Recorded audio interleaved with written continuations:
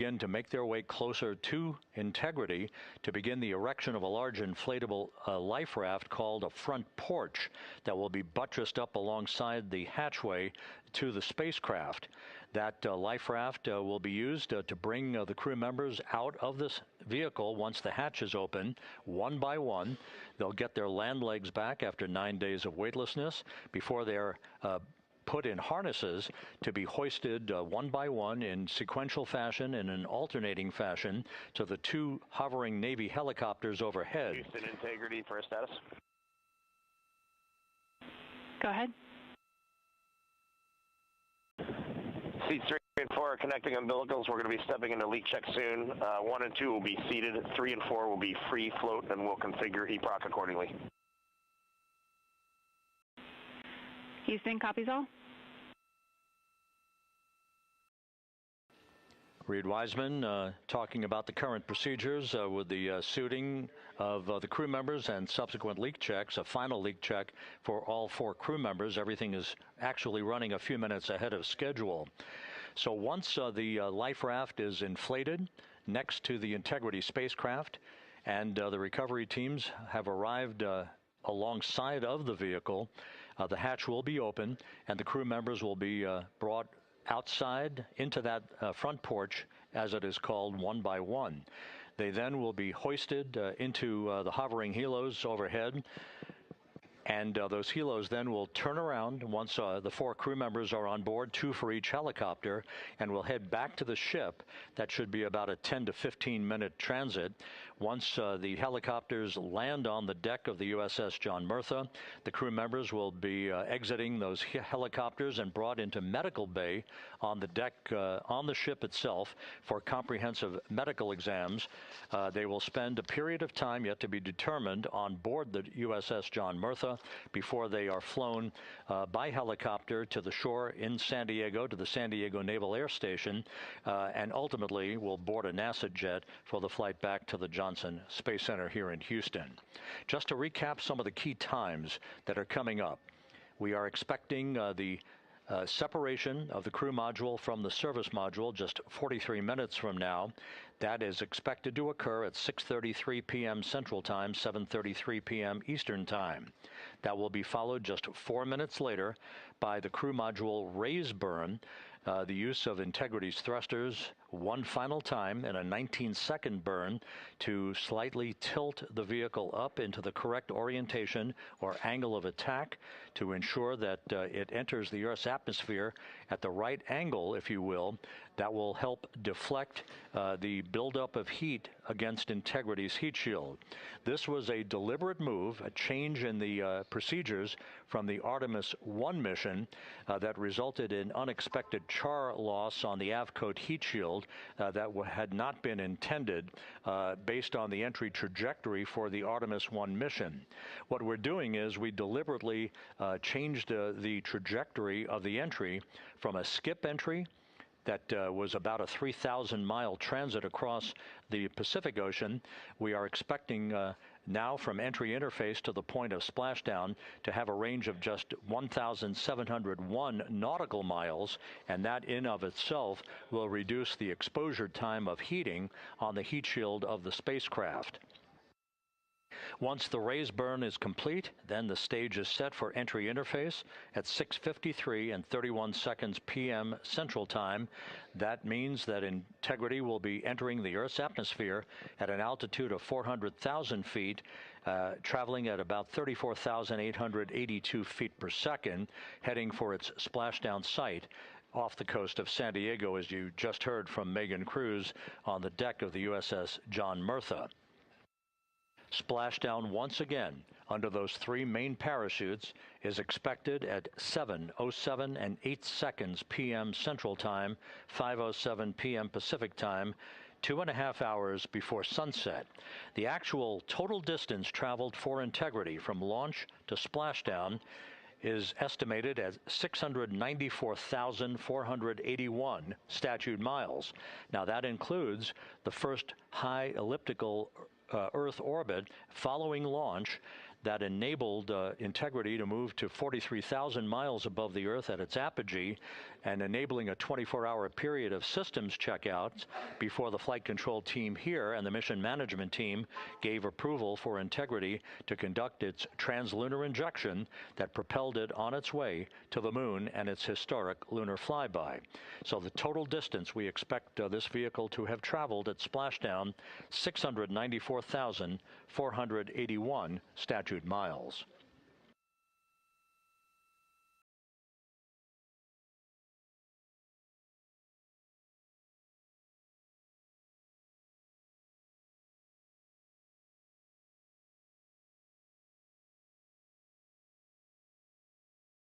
With everything proceeding on track and on time aboard Integrity, the vehicle system's in excellent shape as the Earth grows larger in the field of view.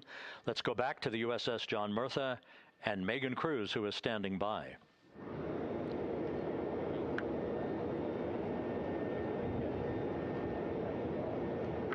Hey, yeah, Rob, welcome back. Again, we are out in the Pacific Ocean, staged just about 6.5 miles from where we expect Orion to splash down now in just over an hour. How exciting, and the weather, awesome conditions here. I know you see some wind blowing around my hair, but really nothing to speak of when it comes to having to recover our astronauts, as well as no waves here, really. So yeah, we're expecting a really great day. Also, hopefully, some really great views. You can see behind me that some of the clouds are starting to break up, so that's really exciting.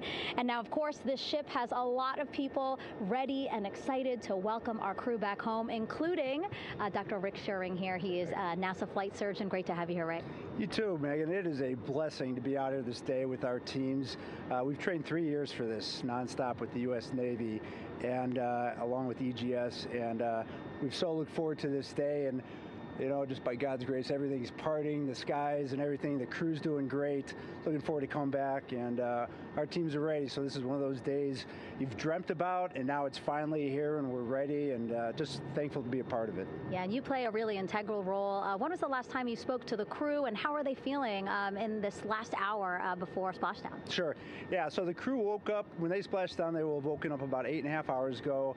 Me and my fellow crew surgeons, Doctors Chris Haas and Rafi Kumjian from the Canadian Space Agency, spoke with them about 6.5 hours ago, just to double check on how they were doing, if there's any medical issues, you know, how they slept, and then kind of go over their landing day protocol for their medications, for what we call a fluid load, to try to replace some of the fluid and electrolytes that they've lost with just a normal space adaptation. Once they got to space, they kind of have to replace some of that fluid to help them with the whole landing kind of readaptation to 1G, which they haven't done for the last 10 days. And then just kind of let them know how things were going to play out, you know, out with the open water teams all the way until we finally get to the med deck. So they were very pumped up, very hurried though. They had a lot of cabin configuration, a lot of things to get ready. So they're excited, but also very focused on the job that they had to do. So like again, we've trained a long time for this, and we're ready. And you said some medications. I mean, those are kind of just to mitigate the effects of, obviously, they're more than 695,000 mile journey back to Earth. It's just like anti-nausea medication, right? Yeah, exactly, Megan. You know, astronauts are very healthy, fortunately, and even when they come back in reentry, you know, the human system is very kind of dynamic. It has to readapt very quickly, and one of the most common responses they get is just some stomach awareness, to some nausea, even to some vomiting. And you know, with our crews that land out in Karagana, the Soyuz crews or our SpaceX crews, you know, they all kind of experience the same thing. This will be the first time we're landing in water since December 1972, and I worked with all the Apollo astronauts years ago, and they all told me that, you know, landing in the water, especially in the Pacific, can be very provocative. So we take steps to give them medicines to really mitigate some of that nausea, vomiting, help them feel a little bit better, and also sometimes just use a little anti-inflammatory medicine just to help with coming back to 1 Earth, or 1G. The effects of microgravity, especially as you age and you have a little arthritis, you feel great in microgravity, and everyone kind of curses coming back to the ground, like, oh, dang, 1G, but so that helps a little bit. But for the most part, the main thing is just replacing that fluid and then trying to help them with that transition back to 1G, and then we're ready to go. Yeah, and their health is assessed almost immediately after they splash down. Yeah, so we have Dr. Jesse Wang, and we have our independent duty corpsmen, who are the Navy version of paramedics, extremely highly trained, highly experienced Navy medics and divers, who will go out there, open the capsule about 25, 28 minutes after splashdown and do the first initial assessment. So Jesse and his team will go out there and look at each crew, kind of do their assessments, get vital signs, report back to Drs. Haas and Kumji and I back in the med bay, let them know how they're doing, and then you know, if they've got the normal kind of space adaptation kind of things, we expect that. They're good to go on that. If anything, you know, didn't go the way we want, they're all prepared for that as well. And Jesse and his team, I mean, you know, this is their full-time job, taking care of, you know, sailors and folks who might be injured. We don't expect any injuries, but coming back, you know, going 25,000 miles an hour down to, you know, 20, you know, miles an hour is still a dynamic process. I've heard it described as, you know, kind of like a car crash. And then the crew will be ready to go, and Jesse and his team will make that transition to get them out to the front porch, do assessments on them again, call it to our med bay, and then once we have that and they're all good to go and the crew's feeling okay, we'll hoist them up in the helos. It's about a 3-minute flight back to the flight deck, and that's where me and the astronaut chief, Scott Tingle, will actually meet them. I'll get eyes on them, make sure they're all good, just take very slow transitions, and then one by one we'll either get them out with the SMTs, the SAR med techs, under each arm, just, you know, kind of just walk them very slowly to med bay, which actually helps them acclimate back to 1G. Or if they really don't have their sea legs back yet, then we might put them in what we call a stair chair, which will be right behind them, and then just very slowly kind of get them back into med bay to start our full assessments for the team. Yeah, so a really great team here to support them as soon as they get back, and also all throughout the mission, of course. You talked a little bit about this, but obviously, you know, we have seen astronauts return from the International Space Station for over 25 years, so we kind of know that that journey, how it affects the body. But yes, we're talking about humans returning from the moon for the first time since 1972. How is this different from your perspective? So it's different in one very significant respect. With on Apollo, for exercise, they had something called the Apollo Exergenia, which was basically just a little canister with some ropes, and they would have some resistance and kind of do that. And the Apollo astronauts really liked that. They liked the ability to exercise, because you decondition from a musculoskeletal standpoint, you lose your strength and your stamina very quickly. We had something called the Orion flywheel, which was able to impart much greater loads in terms of resistance, so they're able to do squats, deadlifts, different things, not dissimilar to what the ISS astronauts do, but with a lot less room to do it. And they also did rowing activities for cardiovascular health, and the crews loved it. But for the lunar crews, the future lunar crews, maintaining that physical conditioning, which our astronaut strength conditioning rehabilitation specialists, affectionately known as the ACERs, back in Houston, really work hard to get them in the best shape they're going to, you know, have to be in to get to the moon. That device hopefully will maintain that. And Apollo only had about a 4.3-day journey to the moon. Our astronauts are going to have about a 10 to 14-day journey. Right. So maintaining that physical fitness, that strength and stamina is going to be crucial for the success of being able to do those very physically demanding lunar EVAs. Right. So we're very excited about what the astronauts have said about the device and what they have to say about the role exercise plays, you know, going to the moon. And also the mental benefit. Sure. They just really like sweating, breaking the sweat, and actually just feeling like, you know, they're just getting a workout. Right. So thank you so much, Rick. I really appreciate it. I know they're going to be in good hands, so we'll let you get back to it. Thank you so much. Megan, thanks for the time. Back to you, Rob. Okay, Megan, back here in Mission Control in Houston, everything is moving along in order. This view of Reed Wiseman on the left, Victor Glover on the right. We have good suit leak checks. Everything aboard integrity is in excellent shape.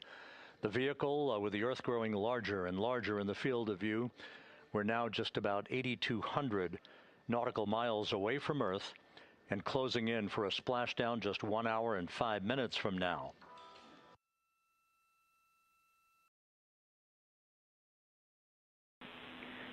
Integrity, just under a minute till your GPS maneuver initiates, and both GPS units look eager to acquire. Outstanding. Seats 3 and 4 are working on seat strap in now. Houston copies. Once again, as we start to close in on some of the major milestones, the first one coming up in just 31 minutes. And Integrity, just confirming the LCG gas trap was able to be closed out. Affirmative. Copy. Crew module, service module separation scheduled just 31 minutes from now. The key point of interest, of course, will be the performance of Integrity's heat shield during its high-speed entry back into Earth and the peak heating that is expected around the spacecraft of some 4,000 to 5,000 degrees Fahrenheit. On Artemis 1, as I think most folks know by now, we flew a trajectory known as a skip entry, in which we performed an initial dip into the atmosphere to bleed off some energy. Then we skipped out of the atmosphere and dipped back into the atmosphere before splashing down in the Pacific. But after the mission was over with, we noticed unexpected liberation of some of the charring effects on the heat shield known as AVCOAT. Before the flight, we had an opportunity to sit down and talk with Entry Flight Director Rick Henfling to get a perspective on what this all means and how the mission was redesigned to try to protect Integrity's heat shield to a higher extent. Let's take a look at that interview. Returning from the moon is a lot different than deorbiting from low Earth orbit. When we return from the moon, we expect to achieve velocities upwards of 36,000 feet per second. And in order to slow down to a nice, graceful splashdown in the Pacific Ocean, the flight crew is going to experience between 3 and 4 times the force of Earth's gravity. On Artemis 1, pressure buildup inside the char layer of the heat shield resulted in the char losses we saw.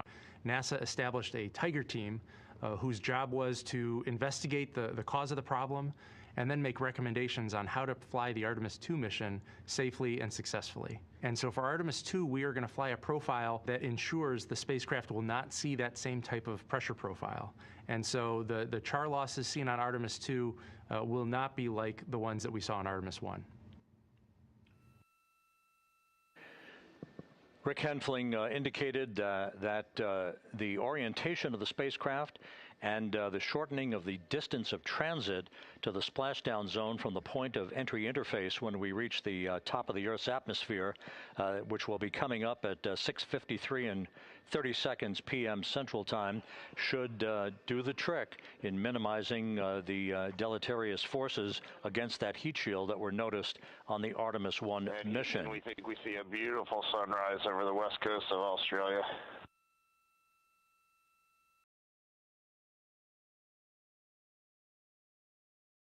We copy. Commander Reed Wiseman reveling in his final hour in space on this mission as Integrity is passing over the southwest coast of Australia now at an altitude of some 7,600 nautical miles. That will begin the southwest and northeasterly transit across the Pacific Ocean. Let's talk a little bit more about some of the highlights and some of the numbers associated with the points of interest here. We are 27 and a half minutes away from crew module, service module separation. That will be followed about 3.5 minutes later by the raise burn that we've discussed, a 19-second burn of Integrity's thrusters to fine-tune its angle of attack as it enters the Earth's atmosphere. Entry interface is scheduled 47.5 minutes from now. That's the point at which we will reach the top of the Earth's atmosphere, traveling about 34,882 feet per second at an altitude of 400,000 feet. Just 24 seconds after entry interface, we will begin a blackout period of 6 minutes in duration at 6:53 and 54 seconds p.m. Central Time. Now, right about 10 seconds after the blackout period begins, we are expected to reach peak speed, which would be 24,661 miles an hour.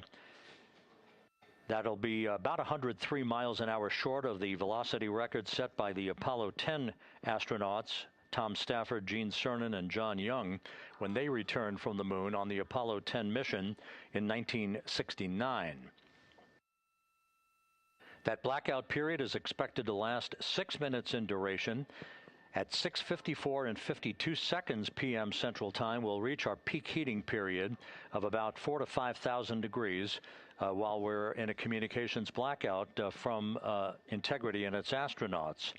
That blackout should end at 6:59 and 55 seconds p.m. Central Time, at which point we expect to regain communications with the crew. Capcom Jackie Mahaffey here in the flight control room will be talking to the crew, calling them, and we'll await a response from the crew as they come out of that blackout period. And at that point, their altitude will be just 157,000 feet above the Earth, traveling at 13,000 feet per second, with a range to splashdown of just 147 nautical miles.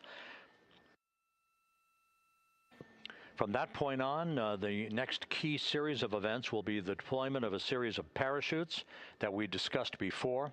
First, the forward bay cover chute deploy that will pull the forward bay cover away from the top of Integrity, followed by drogue chute deploy, and then the main chute deploy that's expected at 7:04 and 44 seconds p.m. Central Time.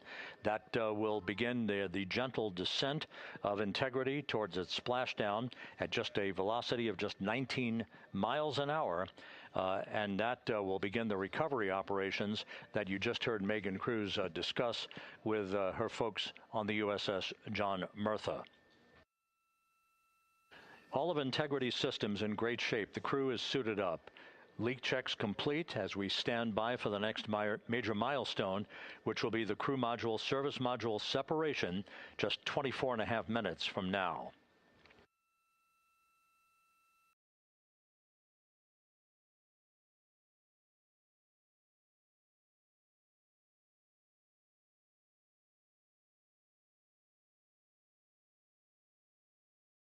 All of the activities from the start of entry interface to the point of splashdown will be quite rapid fire, just 13.5 minutes from the point at which we begin descent into the Earth's atmosphere till splashdown. And just to show you, as Rick Shearing, the flight surgeon, alluded to in his interview with Megan Cruz, all of this happens to decelerate the vehicle from traveling around Mach 33 to just 19 miles an hour at splashdown. All of that happening in just 13.5 minutes. But the vehicle and the parachutes are all designed to support all of that, so we'll be standing by to report all that to you in sequential fashion as these milestones are ticked off and as we hear from the crew during its entry back into the Earth's atmosphere, and ultimately when they emerge from the blackout period, and at that point we'll be just minutes away from splashdown.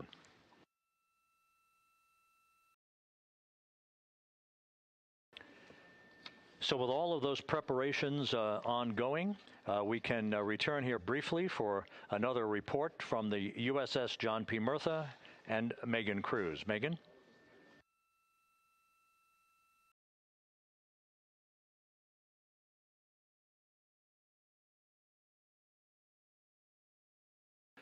And we'll regain that communication with the USS John P. Murtha just momentarily.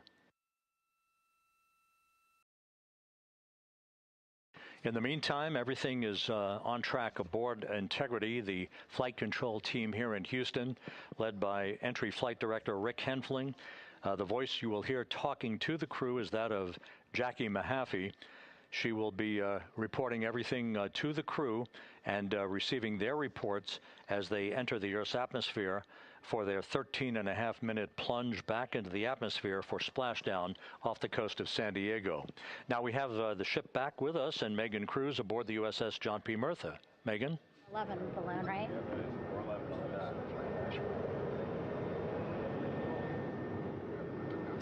Hey, Rob, yeah, the excitement is really building here on the ship. I'm watching right now one of the weather balloons being lofted up from the ship. Again, weather balloons, very important for us to make sure that we are tracking the right kind of weather and also the data that's needed for what's called our Sasquatch team. Again, it's a team out of NASA that basically makes sure that the debris that comes off of Orion, again, some of those pieces of the parachute system, make sure that they don't fall on us here in the sea, and also our aerial assets, our folks in helicopters. So watching that float away right now. But with me right now is Captain Eric Kenny.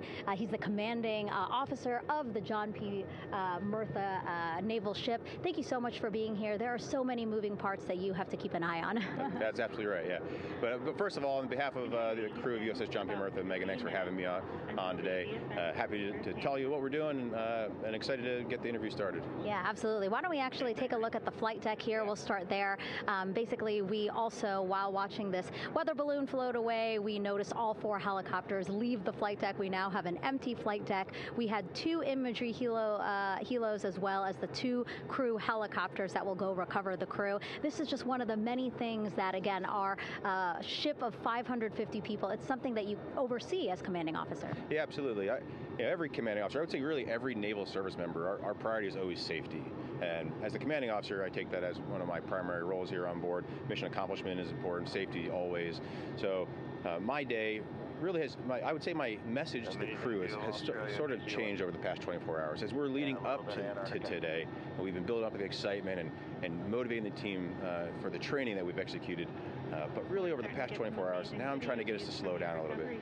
Trust our training, right? Don't believe all the hype. Don't believe everything that's going on. Just let's trust what we've done to get to this point, and if we do that, we'll be successful today. Mm-hmm. And also part of the big success is obviously the coordination between NASA and the U.S. military. How does it feel being able to support the human space program we have? Yeah, I mean, since 1959 with Mercury, Gemini, Apollo, the history between NASA and the Navy has been in lockstep. But like any other skill, if you don't practice it regularly, that skill atrophies. So we've had a few decades off from that. But, over the past 4 or 5 years, really with this ship over the past year, we've constantly trained and working for this moment right here. Building up the hype, but to get to this point today, to be able to trust in all the training we've done. We've worked with, working with NASA, the Air Force, the medical team, dive team. You want to talk about high-performance organizations coming together, working in unison? We are seeing that here on board the USS John P. Murtha, and I can't be more proud of all the work everyone's doing. Yeah, you had some great words this morning saying just that, again, that it's really nice to see everybody working together and so excited. I mean, you just became the commanding officer of this ship back in February. How does it personally feel for you to be a part of this historic moment today? Yeah, I mean, first and foremost, I'd say any opportunity to command any warship in the United States Navy is a tremendous honor, is a pinnacle of any naval officer's career. That being said, as my change of command was approaching, and I realized that Artemis was going to be in the window here, to say that I'm humbled and honored to be here is an understatement. What really just excites me is the opportunity to see this crew, who has been training so hard over the past year plus, come together.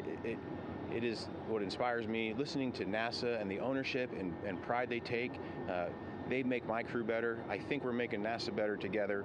That synergy is something that I'm happy to see and hopefully take forward with me in my career. Yeah, it's all about partnerships. We couldn't do it without you, and we couldn't have gotten to the moon without our international partners as well. So thank you so much, Captain. It was really great to have you here today. Thanks, Megan.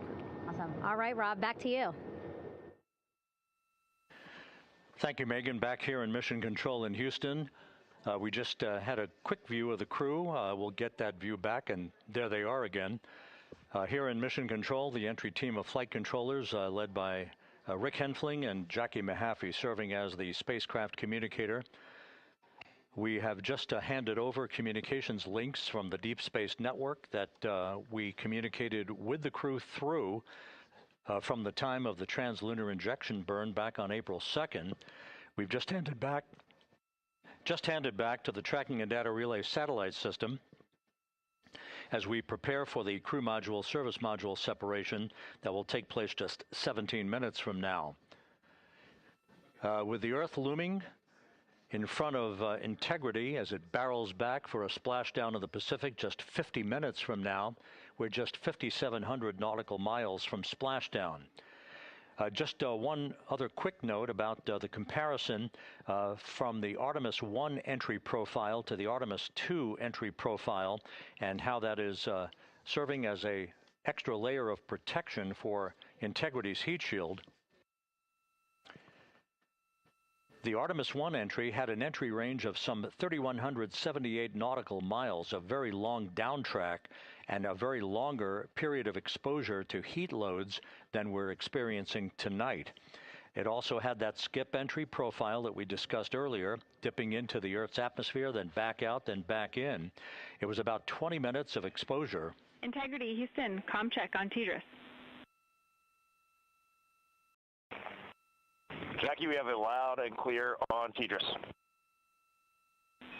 We have you the same. And there's one of the weather balloons being deployed from the USS John P. Murtha.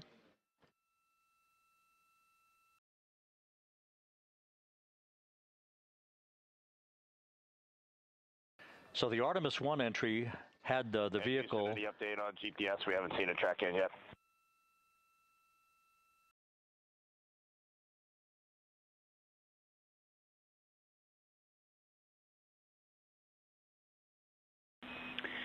Reed, we are watching. We are starting to get into the window where they may start acquiring, so should be within the next 10 minutes. Okay, sounds good. We're holding at step 17 and getting ready for CM-RCS hot fire.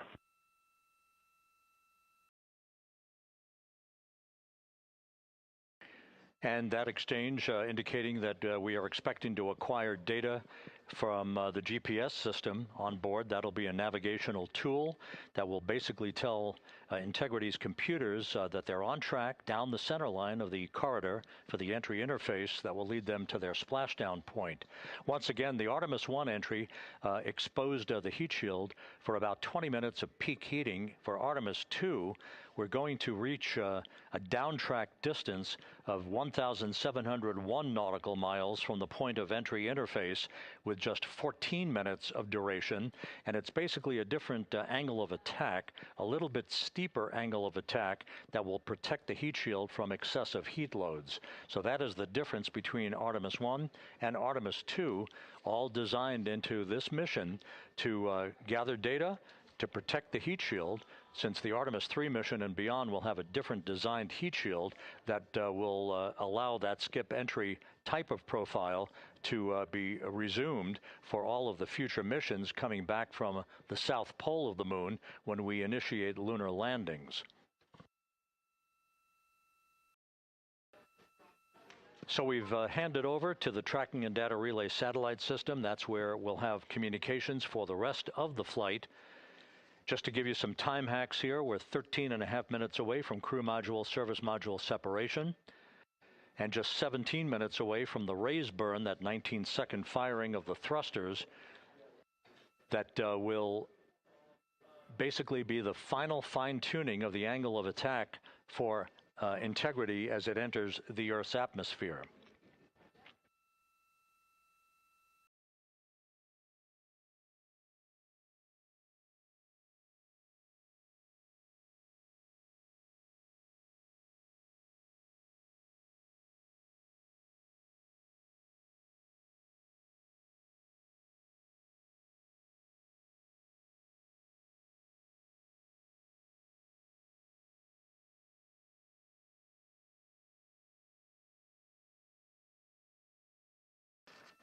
And once again, a dueling box view of some of the assets that are involved in recovery operations today.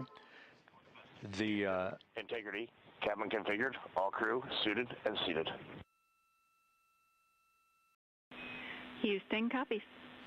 That confirmation from Reed Wiseman aboard Integrity, as you see the assets being deployed to the splashdown zone. At the time of splashdown, we expect the John P. Murtha to be about 5 miles away from Integrity, keeping a safe distance until we are sure that the vehicle is in the water and upright, and that it is in a good configuration system-wide for the recovery teams to begin to approach the vehicle to erect that inflatable raft. 2 minutes to CM-RCS warm-up hot fire. We're ready. That call from spacecraft communicator Jackie Mahaffey indicating that we're 2 minutes away from a quick burst of the reaction control system. Thrusters, that will be a hot fire test prior to the separation of the crew module from the service module. The European service module has performed flawlessly throughout this flight. Everything, all the burns that had been prescribed for that service module have been executed on time and without a problem. There is the European flight control room that has overseen the manufacturing the design of the European service module. They deserve quite a bit of credit on this mission for not only propelling the Integrity and its astronauts toward the moon, but also conducting the fine-tuning of its trajectory to bring it to this point where we are dead spot on down the middle of the corridor trajectory-wise to bring Integrity down for its splashdown in the Pacific just 44 minutes from now.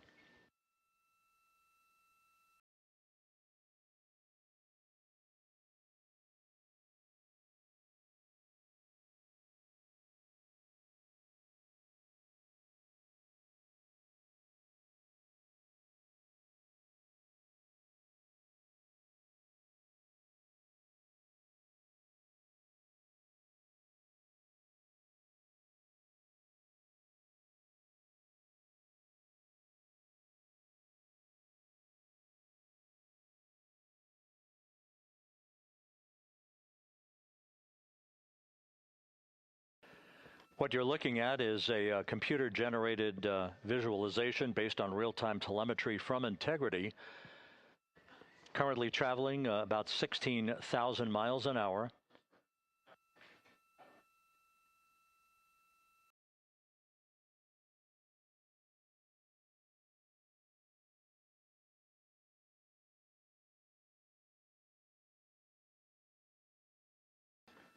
Integrity traveling about 16,000 miles an hour. For the prop cautions, we're taking a look. Copy that. Now just about 5,100 miles from Earth. Splashdown scheduled 43 minutes from now. We're just 9.5 minutes away from the crew module service module separation.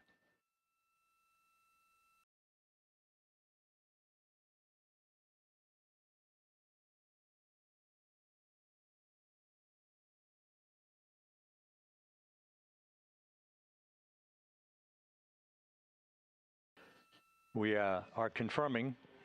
Integrity, we are assessing details, but so far looks like a good hot fire.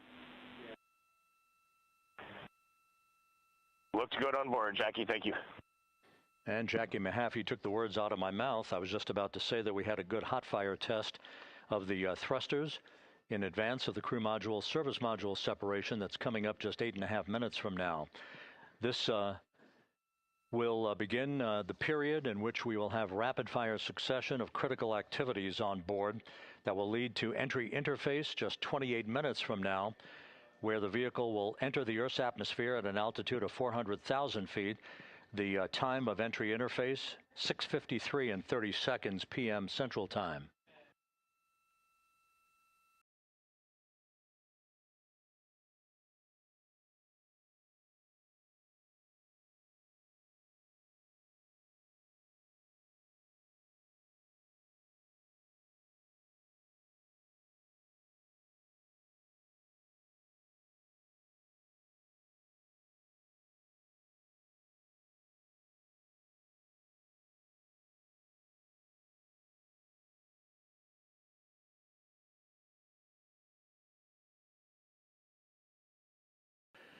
Integrity's astronauts were awakened at mid-morning to begin their entry preparations.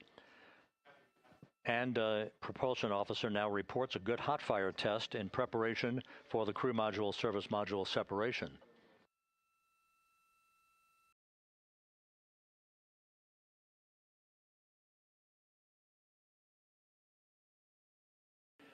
We're now inside 41 minutes until splashdown.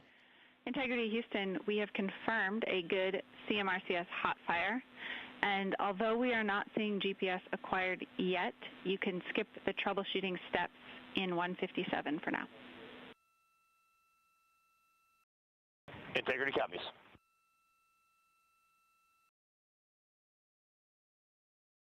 That GPS discussion indicating that we will be acquiring navigational data for Integrity through the Global Positioning System equipment on board. We just don't have it yet, but we will. All of Integrity's systems are in great shape to support its high-speed entry into the Earth's atmosphere. It, once again, will reach a peak speed of 24,661.21 miles an hour. You're calling GPS. We at least have GPS 1 looking good on board.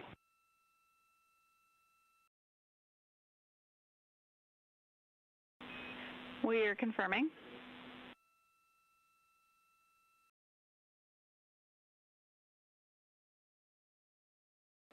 The Guidance, Navigation, and Control Officer here in Mission Control confirming that we have good lock on GPS data.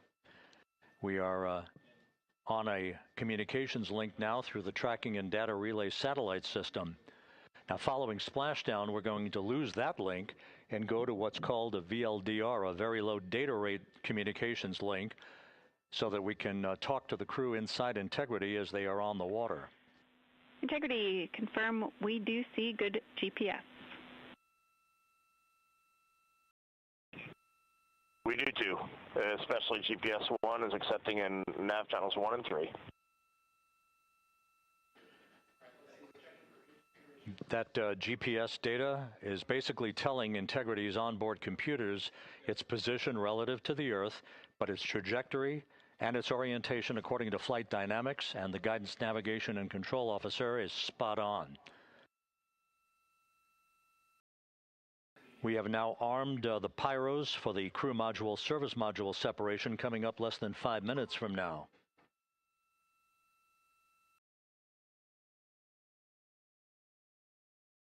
Once again, just 10 seconds after entry interface, we will see Integrity reaching its peak speed of 24,661.21 miles per hour. That will be just seconds before we begin a 6-minute blackout period. Integrity, Houston. Your vehicle is in a good config for CM-SM SEP and go for CM raise. Houston, we see the same on board and copy go for CM raise.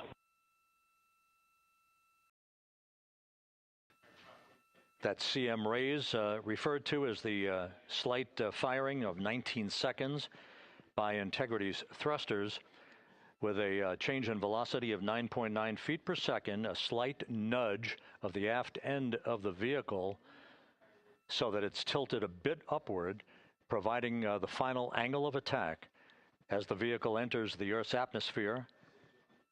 This being the mitigating factor that will reduce heat loads on the heat shield as we reach a point downrange from the start of entry interface, some 1,701 nautical miles to the splashdown site.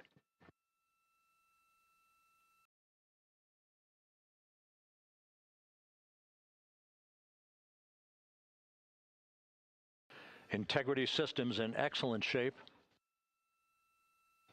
We are currently 3,300 nautical miles left in this mission. Splashdown scheduled 36 minutes, 39 seconds from now.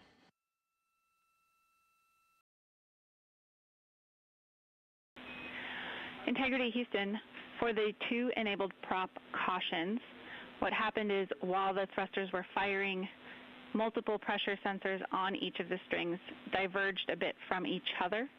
Those limits look to be set pretty tight. We think it could happen again when the thrusters fire in the future, so we are going to suppress those messages. We concur with suppress, not inhibit. Thank you. That exchange between Jackie Mahaffey, our Capcom for tonight, and Reed Wiseman aboard Integrity, indicating basically to ignore sensor data. All of Integrity's systems are in good shape.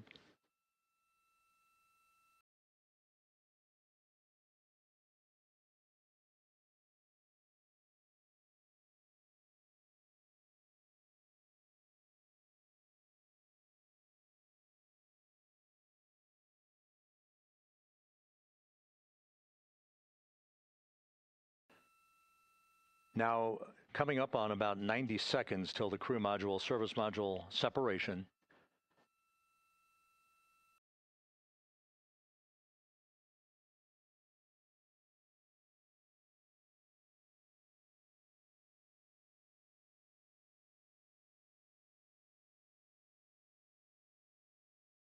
All quiet here in Mission Control as we enter the most critical phase of the completion of this flight. All of the preparatory activities leading up to the vehicle entering the Earth's atmosphere just 21 minutes from now.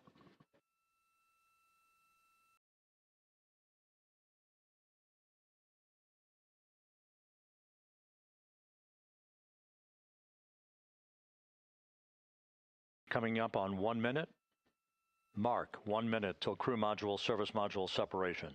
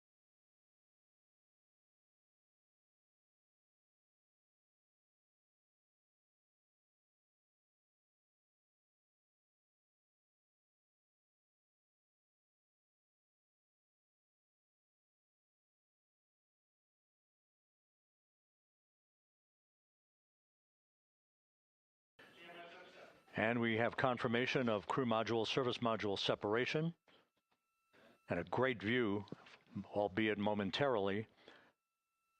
Houston, good step on board. Houston copies and concurs. The European service module now separated from Integrity, a job well done. Integrity, no action for the 4 CDH cautions. Those are SM related, not applicable. Integrity.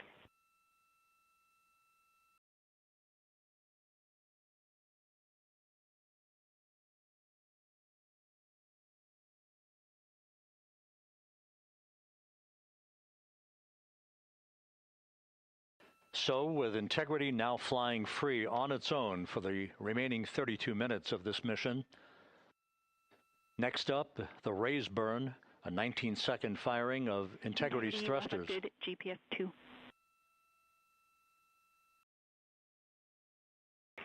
Integrity copies, good GPS 2. Coming up on the 2-minute mark until the raise burn. Again, this is the final tweaking of the orientation of Integrity to put it in the right angle, if you will, the angle of attack that it will fly in during its entrance into the Earth's atmosphere. Entry interface now just 18 minutes, 25 seconds away. This is a visualization, but driven by real-time telemetry. This is the maneuvering of Integrity to the raise burn orientation. Just 2,800 miles from Earth.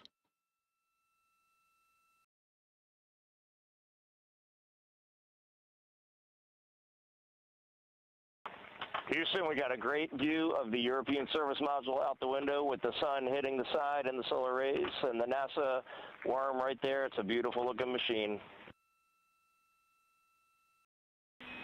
Roger.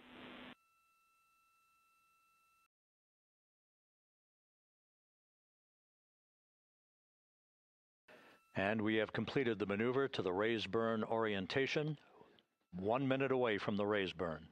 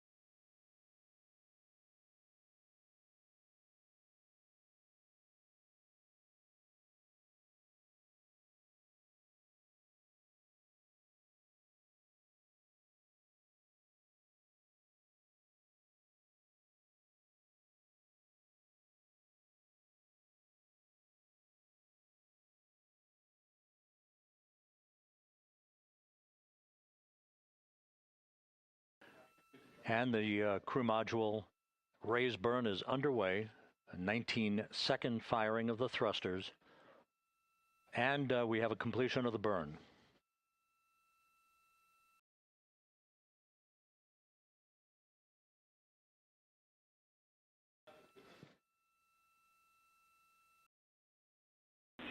Integrity, good. CM raise burn. Your flight path angle is within limits.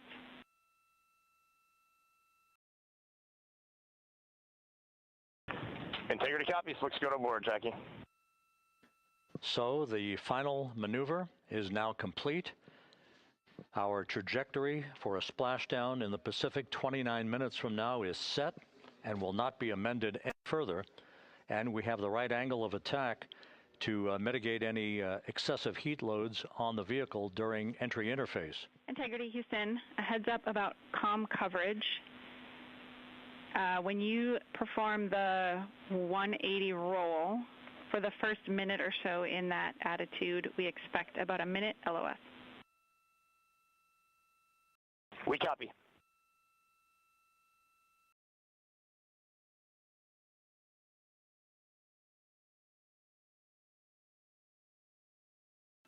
So for those who are watching the series of events coming up, we will enter the first traces of Earth's atmosphere 14 minutes, 45 seconds from now. 6:53 and 30 seconds is what is pegged for entry interface at an altitude of 400,000 feet, traveling at approximately 34,800 feet per second, range to touchdown or splashdown 1,701 nautical miles. 24 seconds after entry interface, we will enter a 6-minute blackout period in which we will lose communications with the crew. This is expected due to the buildup of plasma around the vehicle. That's an ionization effect due to the collision, if you will, of the velocity of the spacecraft with the friction of the Earth's atmosphere. That 6-minute blackout is expected to begin at 6:53 and 54 seconds p.m. Central Time. During that period of time, we will reach our peak speed of 24,661 miles per hour. That comes just short, based on unofficial data from the flight dynamics officer right now, will come just short of the velocity record set by Apollo 10 of 24,791 miles per hour in 1969. We expect peak heating on the vehicle at 6:54 and 52 seconds p.m. Central Time, a minute and 22 seconds into entry interface. At that point, we will be just 204,000 feet above the Earth, traveling at 33,000 feet per second. The blackout period is expected to last 6 minutes. We expect that blackout period to end at 6:59 and 55 seconds p.m. Central Time. From the end of the blackout period until splashdown, it is just 7 minutes, at which point we'll start deploying the series of parachutes to slow integrity down to an ultimate splashdown velocity of just 19 miles an hour. We see the same, waiting for the 180 rolls.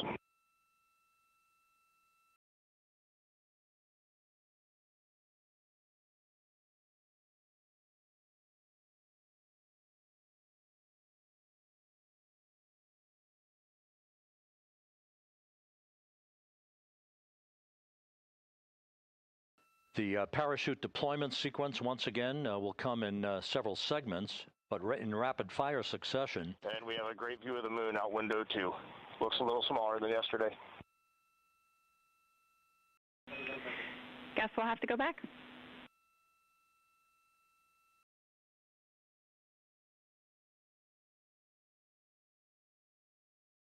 Reed Wiseman and Jackie Mahaffey exchanging discussion on a view of the moon that Integrity's astronauts are seeing in the final minutes of this mission that will be completed with splashdown just 25 minutes from now.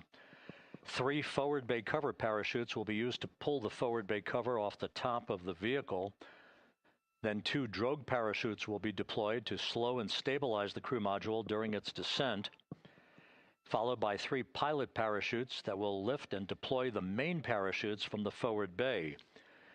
The final sequence will have 3 main parachutes deployed. These will be 116 feet in diameter, each main parachute approximately 265 feet long when reefed. The parachutes will ultimately slow Integrity down from its peak speed of almost 33 times the speed of sound to a gentle 19 miles an hour at splashdown.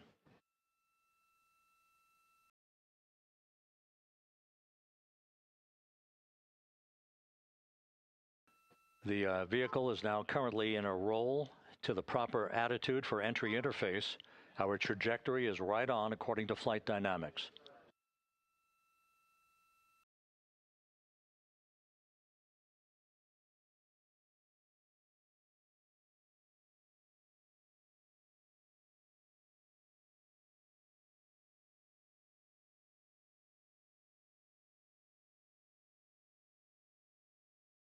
Integrity is on a trajectory from southwest and northeast across the Pacific Ocean, descending at a rate of 15,000 feet per second.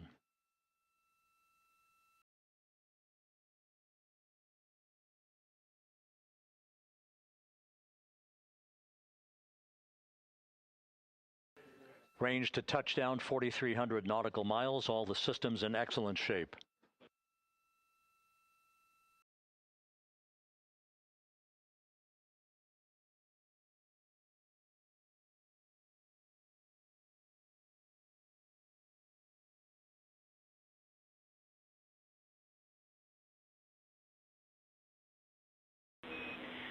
Integrity, Orion in the EI roll 180 attitude. Looks good on board, Jackie.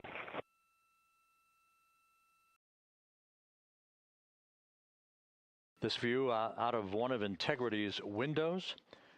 We had a call for 3 good barrows. Those are barometric pressure sensors that feed altitude and rate of descent information to Integrity's computers that will trigger the parachute deployment sequence. We are less than 9 minutes away from entry interface, 22 minutes from splashdown.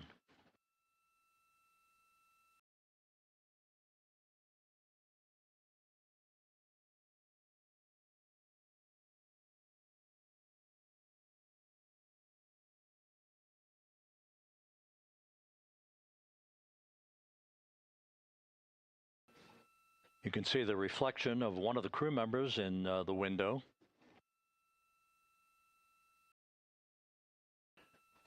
Out in the Pacific, the weather conditions remain go. Just a few clouds, some scattered clouds, winds at 10 knots, wave heights just about 4 feet.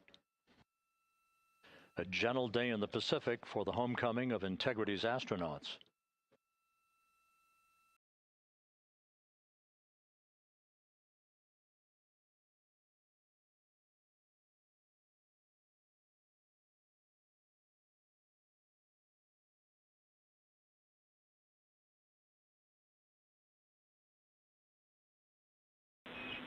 Integrity back in EI attitude.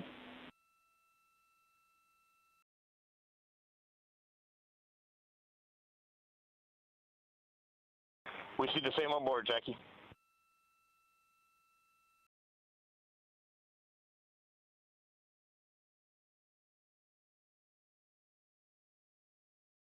Houston, purge is complete. Crew and vehicle are configured for entry.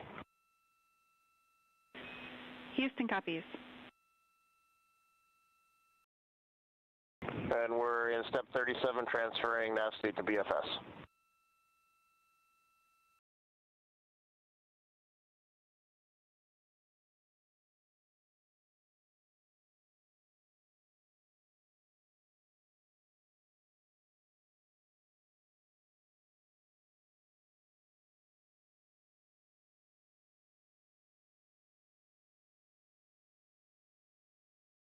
And Houston, in instruction 509, we are not below 0.2.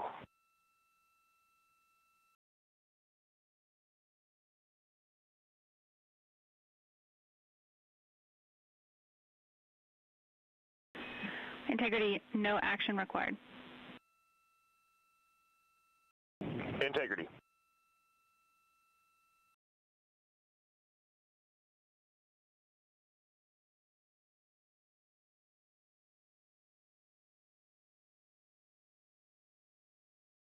Now 6 minutes away from entry interface. We will hit the first traces of Earth's atmosphere at an altitude of 400,000 feet, traveling about 34,882 feet per second. Range to splashdown at that point will be 1,701 nautical miles.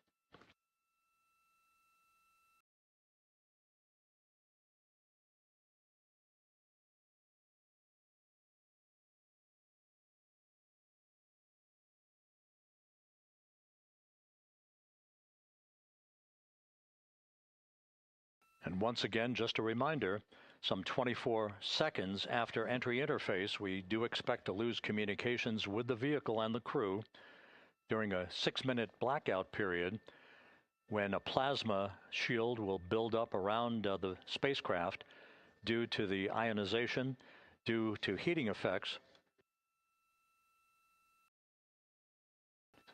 And Flight Dynamics has just confirmed we will have a blackout period of exactly 6 minutes in duration.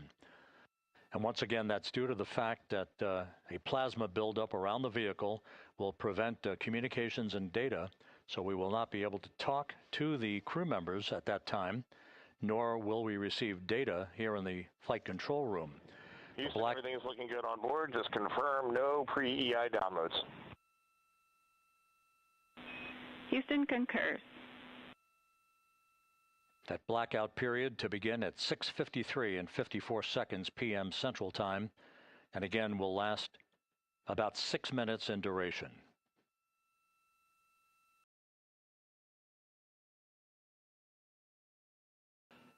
We're 4 minutes away from entry interface.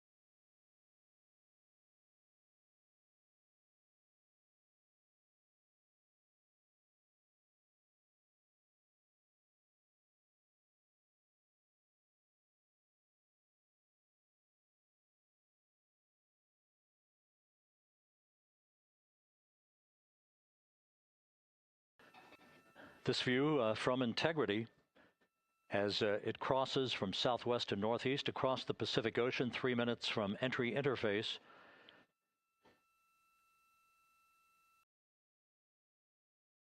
"16.5 minutes till splashdown.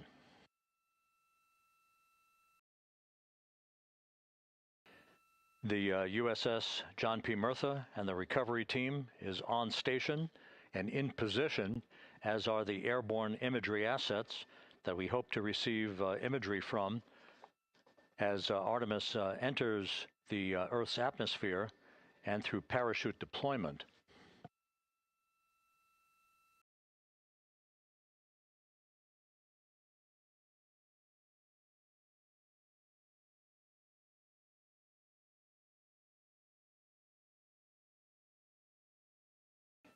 All of Integrity's systems are in great shape. The crew is ready to complete its mission just 15.5 minutes from now. All of the activities today have gone off in perfect fashion. No issues with the vehicle, no issues with the crew. And the weather at the splashdown site is go.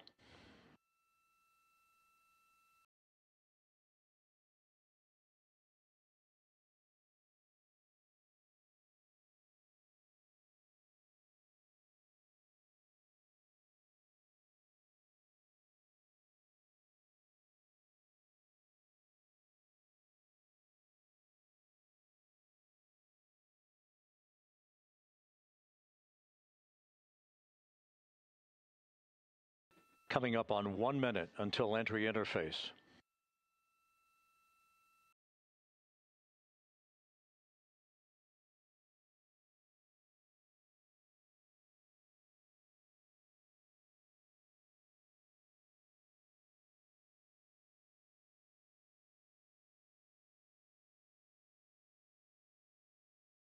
Mark 1 minute until entry interface. 1 minute 20 seconds until the expected start of our 6-minute blackout. Integrity, 1 minute to a 6-minute blackout. Integrity.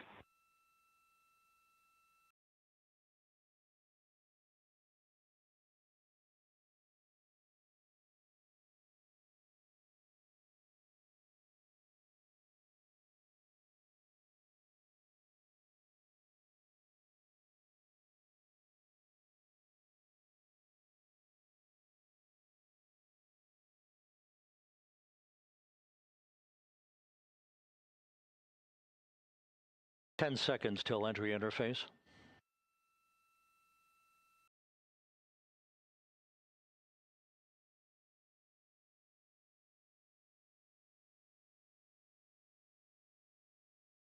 And we have crossed the threshold, now entering the Earth's atmosphere. We're at 400,000 feet, traveling 34,800 feet per second.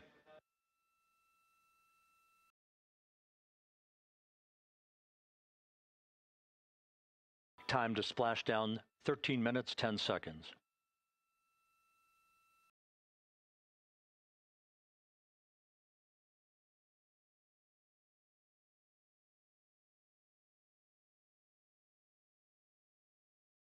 And as predicted, we've entered our communications blackout.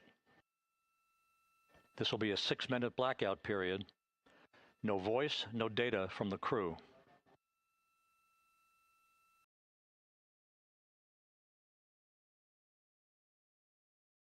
We're 30 seconds away from the anticipated point of peak heating on the vehicle, where temperatures will rise to about 4,000 to 5,000 degrees Fahrenheit.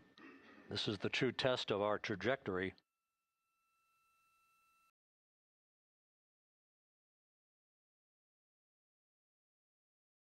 And from the G5 aircraft in the vicinity of the splashdown zone, this view of integrity. So that pinpoint of light shows the vehicle as it enters the period of peak heating in the Earth's atmosphere, the first tug of gravity being felt by Integrity's astronauts since their launch back on April 1st.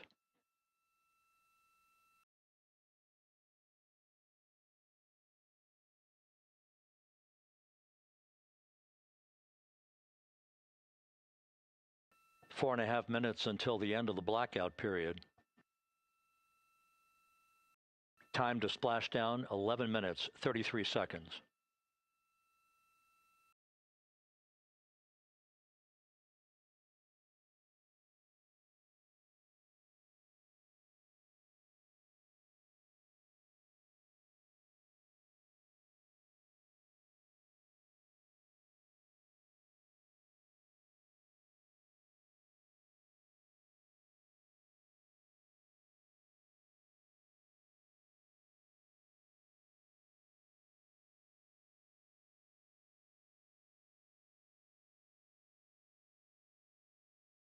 The landing and support officer reports that the P-3 has acquisition on Integrity.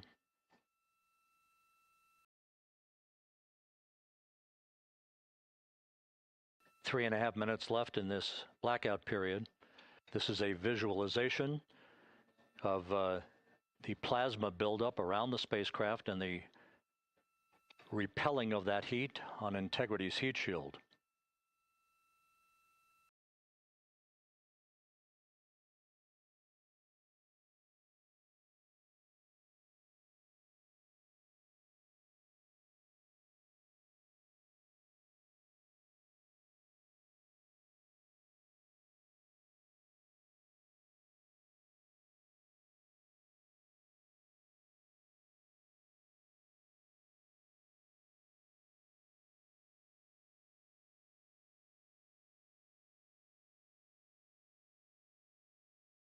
Flight Dynamics reports that airborne assets in the vicinity of the splashdown zone do have a visual on Integrity. Still 2 minutes and 40 seconds left in our blackout period. Time to splashdown, 9 minutes, 35 seconds.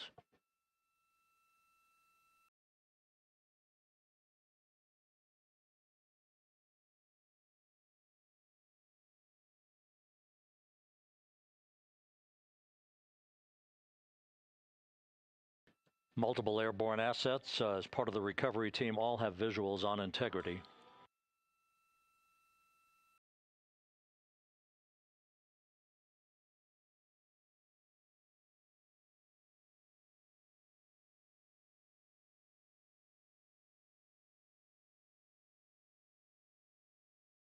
And the WB-57 flying in the splashdown zone also has a visual.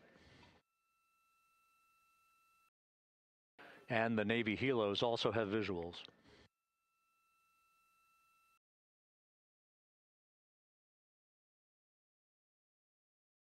We're still in the blackout period. Still do not have communications from the crew.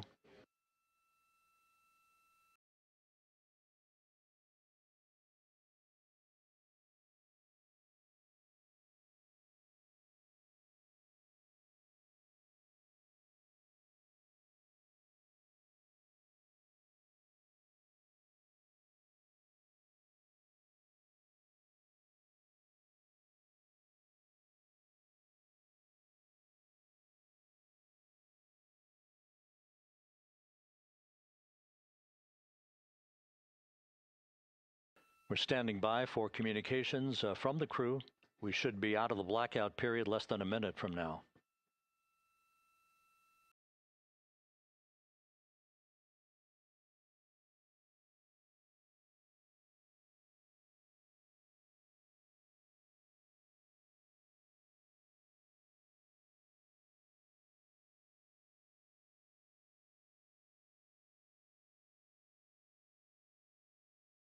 We are now processing data from integrity.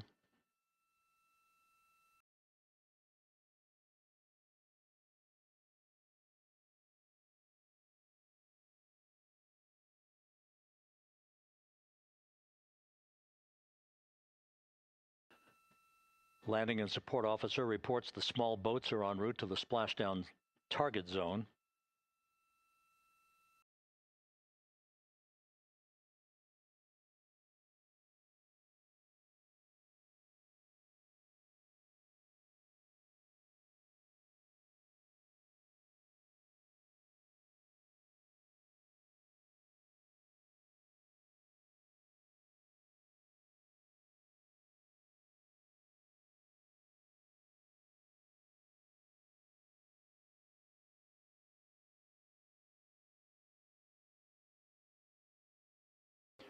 Passing through 150,000 feet, our trajectory is perfect. We're getting intermittent views of integrity. Still waiting to establish voice communication.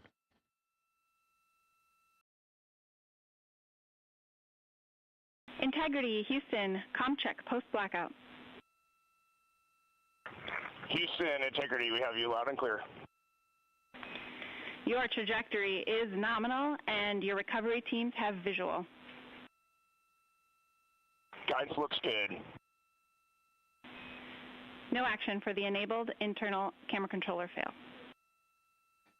Big cheers from the viewing room here in Mission Control as voice communication reestablished with Commander Reed Wiseman. For America and a waiting world, Integrity is 5.5 minutes away from coming home.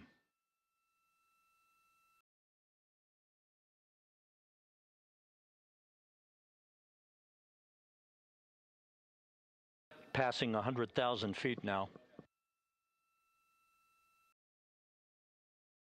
Range to splashdown 19 nautical miles.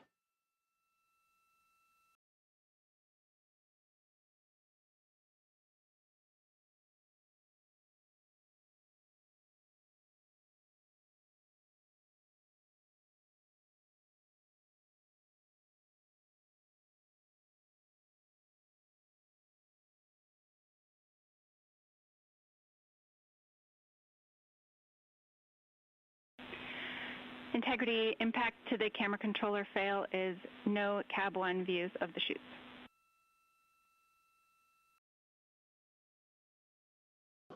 Integrity. We're processing good data through the GPS system. A good view of Integrity, time to splashdown 4.5 minutes.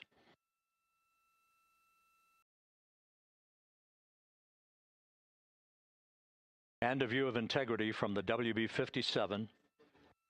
We're at 50,000 feet.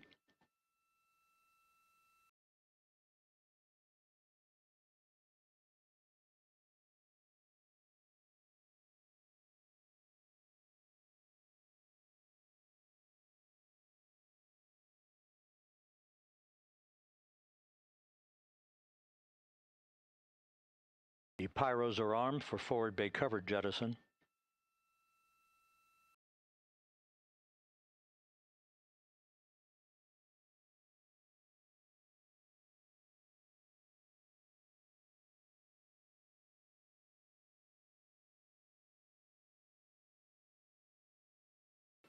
And there go the first series of parachutes, and we're on drogues. And Houston, we're visual 2 drogues out the window. 2 good drogue shoots. Next up. We copy, we see them. Next up, the deployment of pilot parachutes that will pull the main chutes out. Time to splash down 3 minutes and 10 seconds.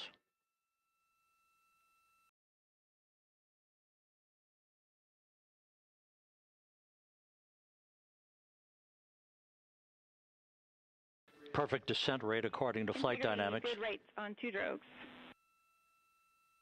We see the same on board.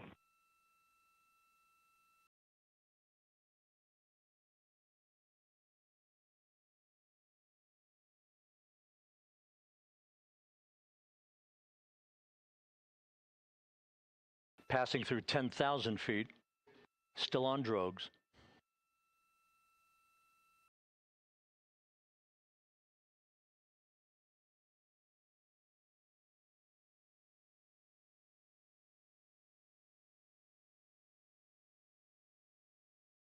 Main chute deploy. We're at 5,000 feet.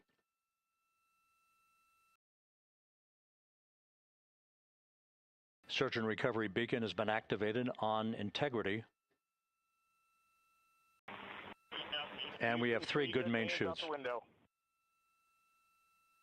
Good 3 main chutes, good reefing, good descent rate. Good rates, and we see 3 good-looking parachutes.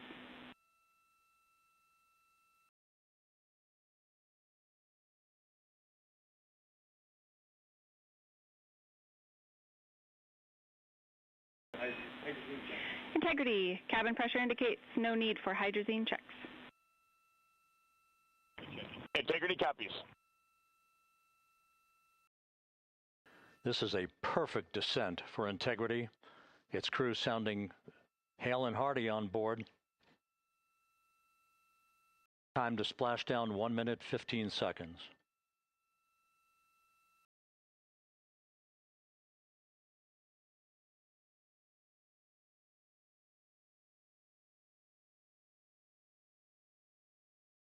Integrity about to complete a journey spanning 694,481 miles from its launch from the Kennedy Space Center back on April 1st, and a trip around the moon.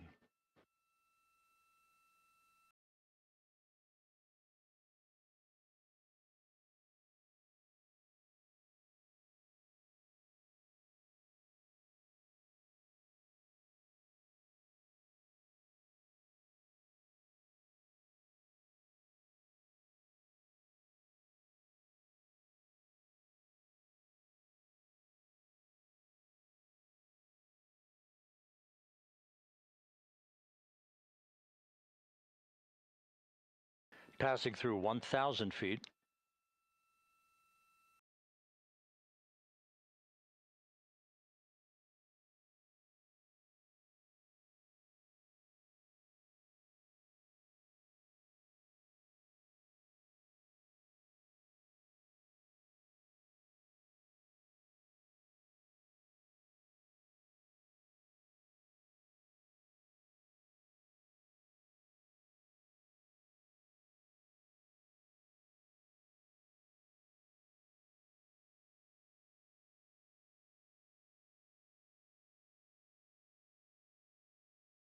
Houston Integrity, splashdown, sending post-landing command now.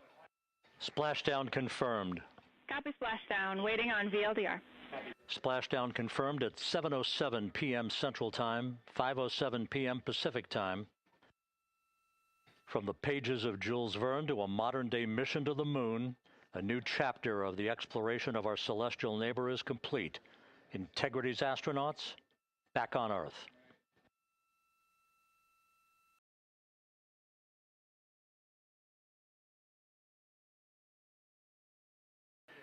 And the landing and support officer reports the vehicle is stable 1. We still will be deploying the crew module uprighting system to maintain that orientation. A perfect bullseye splashdown for Integrity and its 4 astronauts.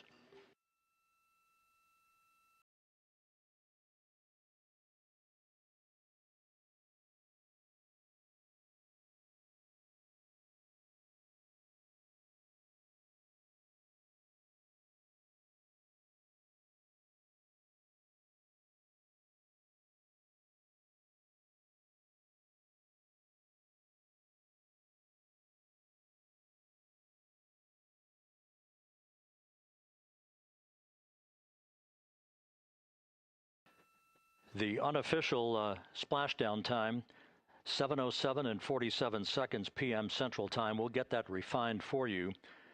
That would put the end of the mission at a mission elapsed time of 9 days, 1 hour, 31 minutes, 35 seconds.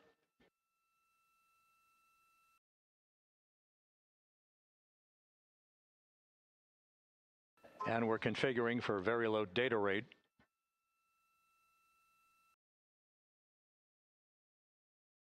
Once again, splashdown occurring in the Pacific, southwest of San Diego at 7:07 and 47 seconds p.m.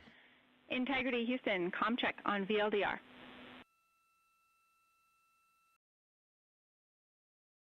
Houston, we have you loud and clear on VLDR. How else? We have you the same. We'll meet you over in post-landing. Perfect communications established. A journey. We are stable 1, 4 green crew members. Houston copies all. Reed Wiseman reporting 4 green crew members. That is not their complexion. That is the fact that they're in great condition. That's what that means. So stable 1, upright. The crew module uprighting system is being deployed. The 5 airbags being inflated through helium to maintain the upright configuration for the vehicle. This was a textbook entry and a textbook touchdown for Integrity. Reed Wiseman, Victor Glover, Christina Cook, and Jeremy Hansen back on Earth after a journey around the moon.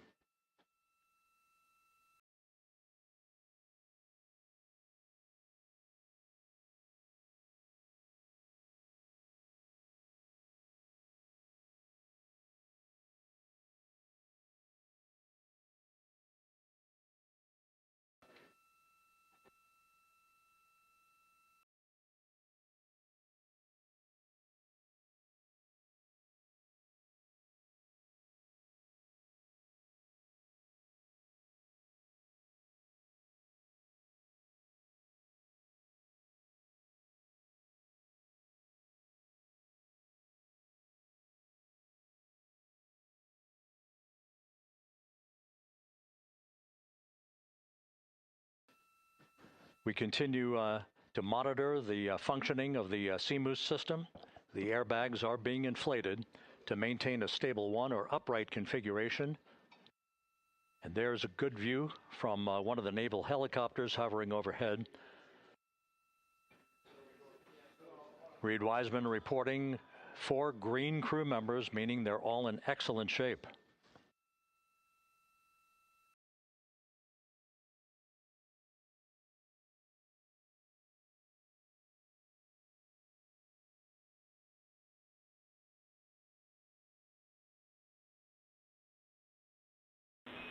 Integrity Houston for SAR beacon and radio. SAR beacon is in for 06, and we're powering the radio now. Go ahead. We see the beacon on. However, the recovery team is not seeing the signal. Your SAR radio uses the same antenna, so you may run into trouble with the radio. Okay, copy. And we are also powering up the sat phone now.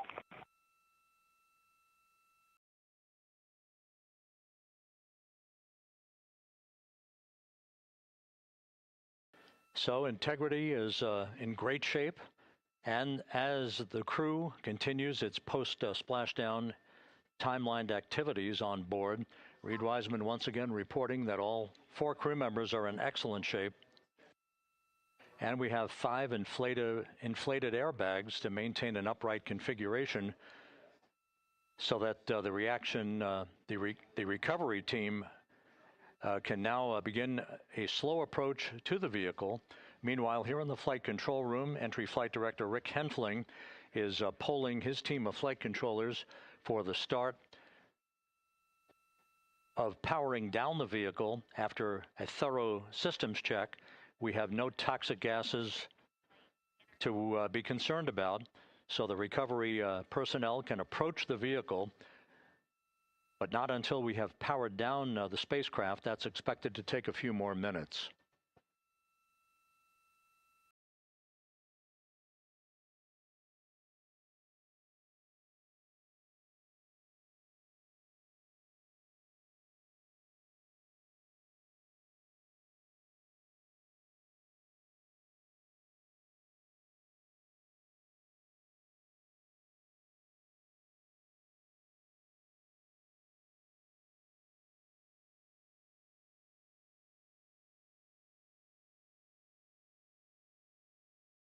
Integrity back on Earth following its historic flyby of the moon. It was, for all intents and purposes, a textbook mission. On 28 per hour remain on this frequency. We copy.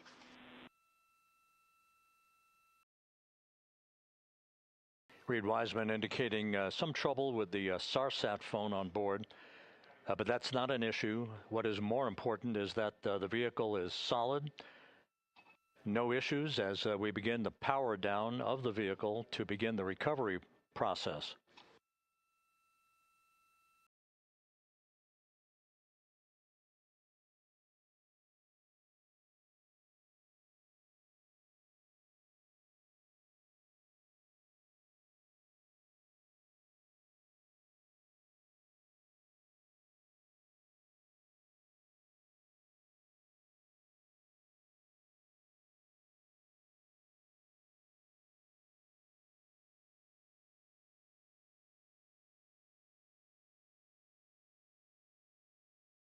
The propulsion officer here in Mission Control reports that we have safed the prop system on integrity. Can you say again? That was very weak and broken.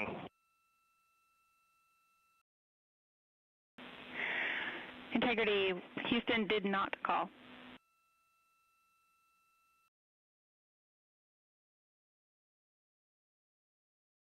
Copy that, Houston. It might have been on the SAR radio. Stand by.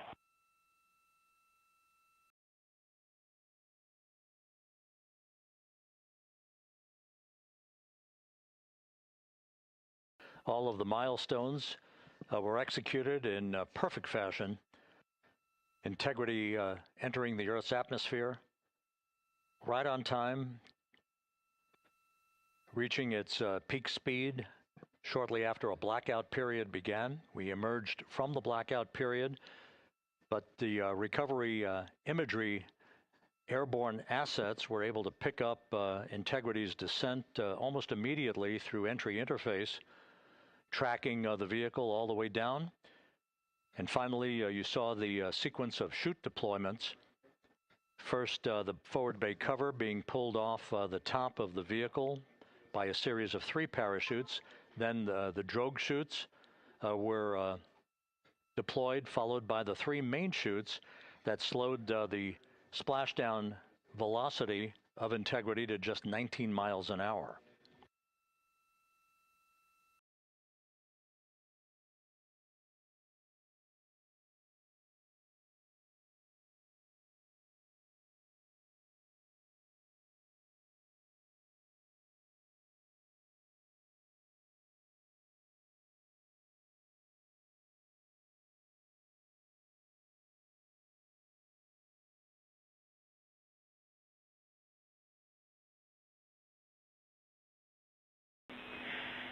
Integrity, Houston, with no joy on SAR and SAT phone, we'd like you to command an additional 15 minutes for a total of 30-minute power down delay.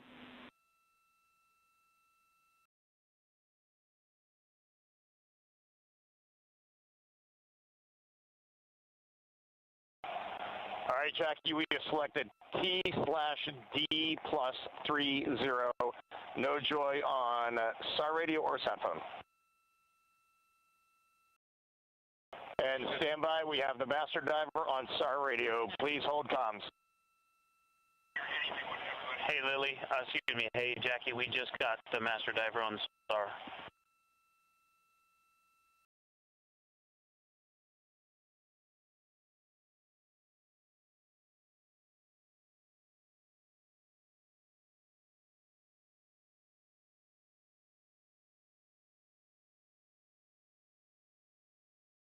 A good view of one of the fast boats. Integrity, Houston, if you are happy with your comm with master diver, you can go back to the 15-minute power down. Okay, stand by. Yeah, we'll confirm here in a second. The crew on board Integrity coordinating with the flight control team in Houston here in Mission Control on the timing of the power down of the vehicle, which will be the precursor to the recovery teams approaching the spacecraft. There are no issues with Integrity. We've had a bit of broken capability in establishing a SARSAT or satellite phone communications capability between the crew on board Integrity and the recovery team. That will get sorted out here shortly. There's plenty of cooling on board Integrity, so there's no rush to begin the power down. I'm trying to call you on the sat phone and not getting an answer there either. Concur. We haven't had anything come through.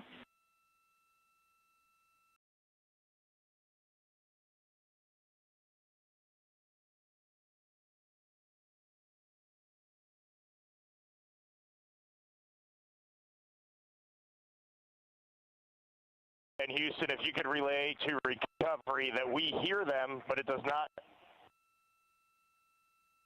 appear as though they are hearing us.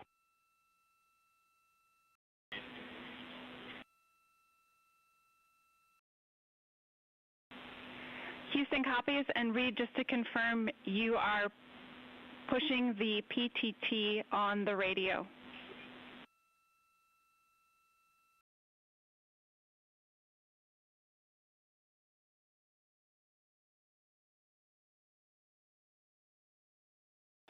So as we continue to sort out the communications between Integrity and the recovery teams, we are standing by for the initiation of the power down procedures that, as you see, the recovery teams are moving towards the side of the capsule. The next major event will be the erection of that large inflatable raft called the front porch. That will be the port of call for the crew as they're being extracted one by one from the vehicle.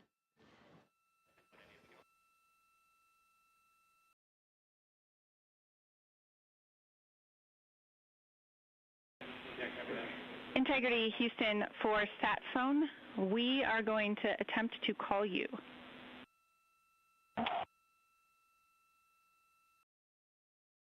Good idea, standing by.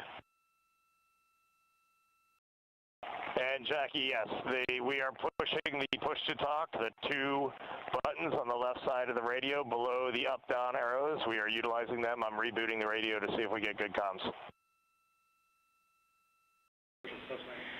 Okay, we copy all, and just to confirm, you are seeing that you are touchdown plus 3030 for power, correct? That's affirmative.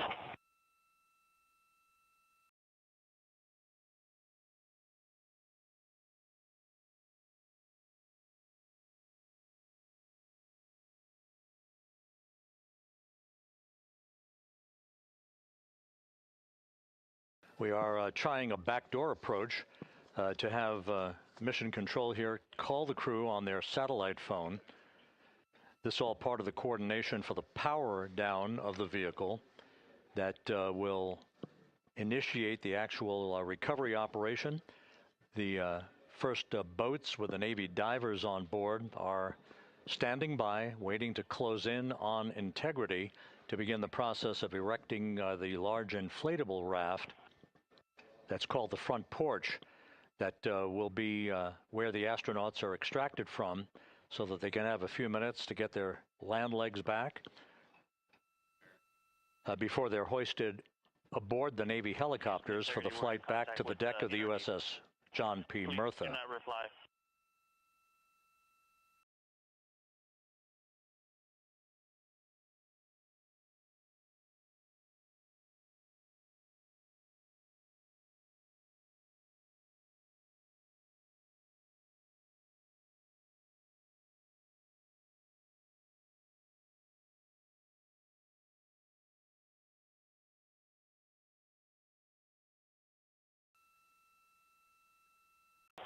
And Houston, please don't reply. NRD, very weak, but readable. Master Diver, we can hear, but they cannot hear us.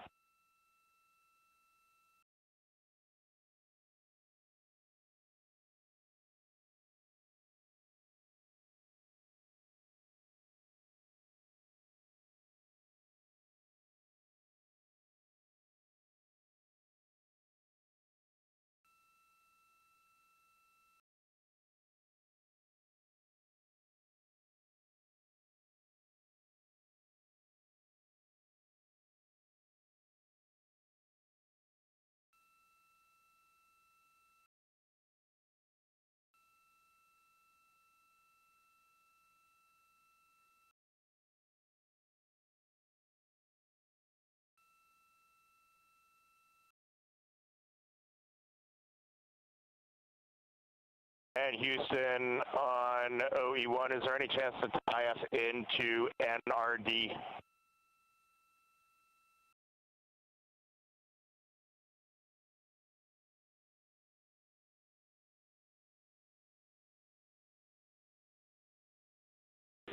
Checking.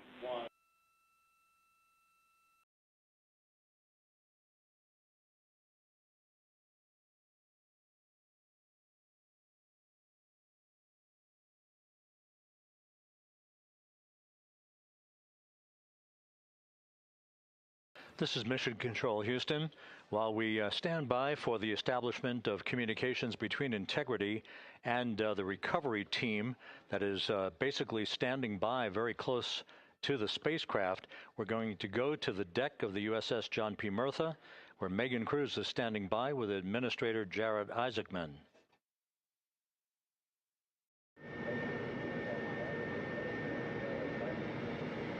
Hey, Rob, yeah, just such an honor to be able to be here on the ship, to be able to share and experience this moment with everyone together. And of course, as you just said, yes, here with NASA Administrator Jared Isaacman. Administrator, how did you feel getting to witness this and seeing NASA at its best? Oh, I mean, I'm honestly, I'm still at a loss for words. I mean, you know, like the childhood Jared right now can't believe what I just saw. I mean, almost been waiting my whole lifetime to see this, and then it's NASA Administrator. I just couldn't be more proud of the entire workforce, the years, the effort, the late nights, all the hard work from across the country that contributed to this incredible moment right now. And yeah, incredibly grateful too for our teams here on the John P. Murtha right now. Yeah, look at them behind us here. We got everybody. What do you guys think? We just brought some astronauts back from the moon, huh?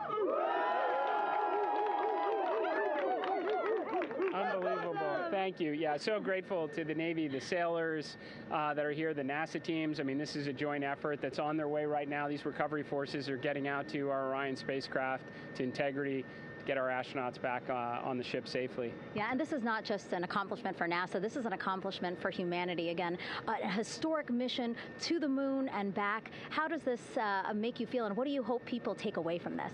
Well, I'll tell you, I think about the crew members that we've all had an opportunity to observe over the last 10 days, right? I mean, they're absolutely professional astronauts. I mean, wonderful communicators, almost poets. But then I think these were the ambassadors from humanity to the stars that we sent out there right now. And I can't imagine a better crew than the Artemis II crew that just completed a perfect mission right now. So yes, it's a huge moment for everybody, right? I mean, we are back in the business of sending astronauts to the moon, bringing them back safely, and to set up for a series more. I mean, this is not a once-in-a-lifetime, which you hear sometimes around here. It's like, this was a once-in-a-lifetime. No, it's not. This is just the beginning. We are going to get back into doing this with frequency, sending missions to the moon until we land on it in 2028 and start building our base. Yeah, are we going to build on the momentum for Artemis III? I mean, it's just around the corner. Absolutely. So, I mean, that's, you know, part of me too. Like, I can't wait to get the crew off of Integrity right now, but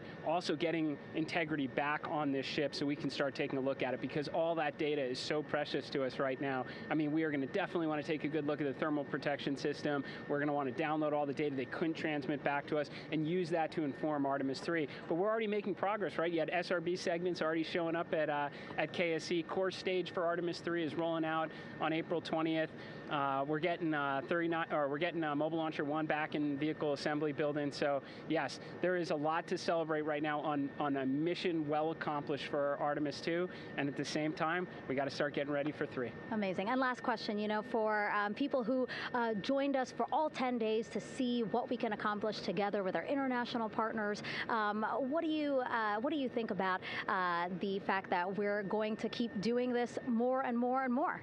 It's incredibly exciting. I mean, yes, it's the contributions, like the best and brightest across the NASA workforce from across the country, our industry partners, our international partners. We had a Canadian Space Agency astronaut on board in Jeremy. We had the European service module. And you think, in the days leading up to this launch, I mean, 48 hours prior to launching Artemis II, I was meeting with the Italian Space Agency. We signed a memorandum of understanding to build a habitation module on the moon. I mean, you have countries, all of our allies and partners coming together saying, we are committed to this effort, we are returning to the moon, we're doing it to stay, we are building that enduring presence, we are going to master the skills on the surface of the moon so someday we can undertake missions to Mars. It's just an incredibly exciting time, and we're not going at it alone, we're bringing everybody along with us. Absolutely. And speaking of everyone, one more time, we're going to ask the crew here, you guys ready to land on the moon?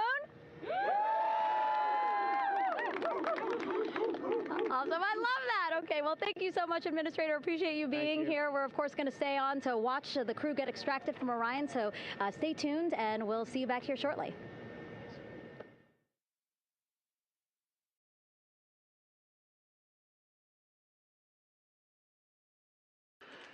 Thank you, Megan, and thank you, Administrator Isaacman. We are in the process of working to establish that communications link and to establish the procedures that will lead to the power down of the spacecraft, which is gently bobbing in the Pacific following a bullseye touchdown that occurred at 7:07 p.m. Central Time, 5:07 p.m. Pacific Time, 2.5 hours before sunset in the Pacific, southwest of San Diego. We have once again heard from the crew during that interview opportunity with the administrator, and we have 4 healthy crew members on board.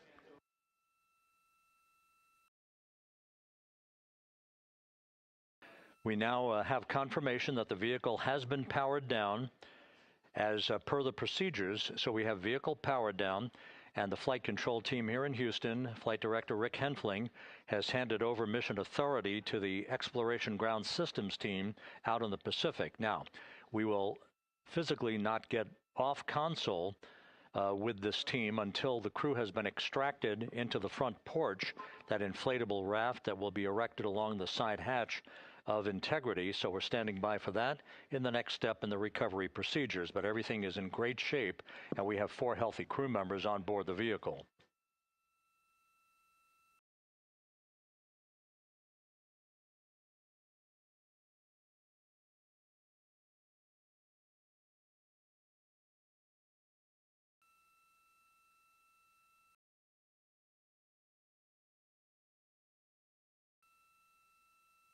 All of the entry events went by the book, no issues, perfect trajectory for Integrity that was culminated with one final raise burn to improve the angle of attack for the vehicle as it entered the Earth's atmosphere. All of that flight dynamics computation worked like a charm.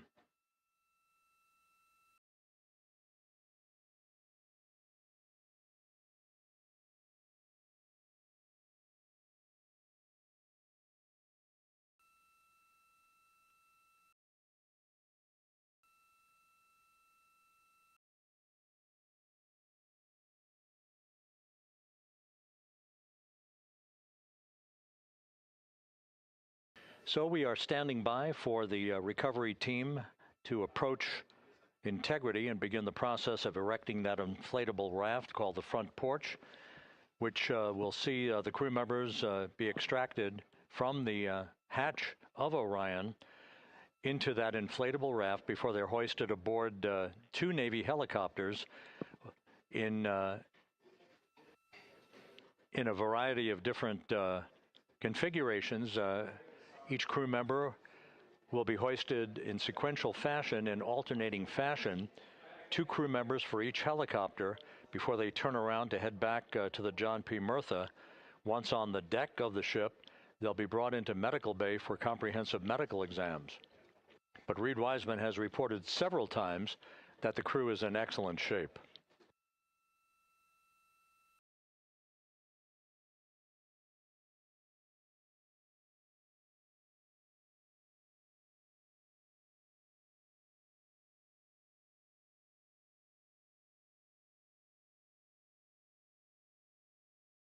So just to recap, it has been some 26.5 minutes since the splashdown of integrity in the Pacific.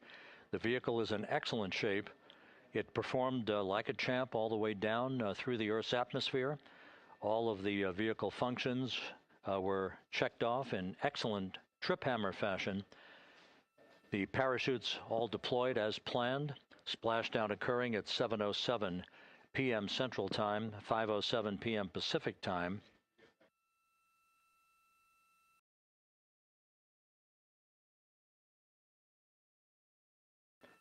And after a bit of a tussle to try to establish a communications link with the recovery team, we were finally able to run through the procedures for the powering down of the vehicle. We've handed over mission authority to the Exploration Ground Systems folks out in the Pacific, and the recovery team will be approaching the vehicle shortly to erect the inflatable raft called the front porch before opening the hatch to integrity to bring the crew members onto that raft before they're hoisted onto 2 Navy helicopters, 2 crew members for each helicopter, before they're flown back to the deck of the USS John P. Murtha.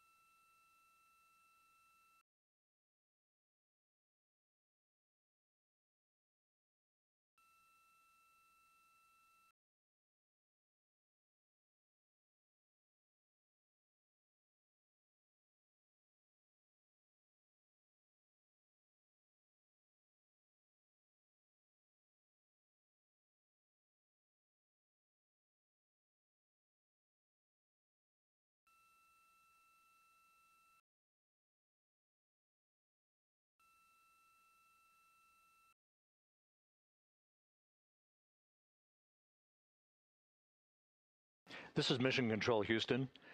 After talking to the flight dynamics folks, we have a bit of a refinement on the splashdown time for you.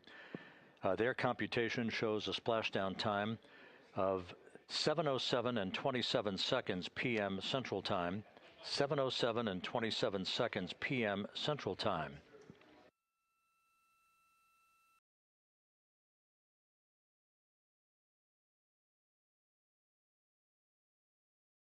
That would equate to a mission elapsed time of 9 days, 1 hour, 32 minutes, and 15 seconds.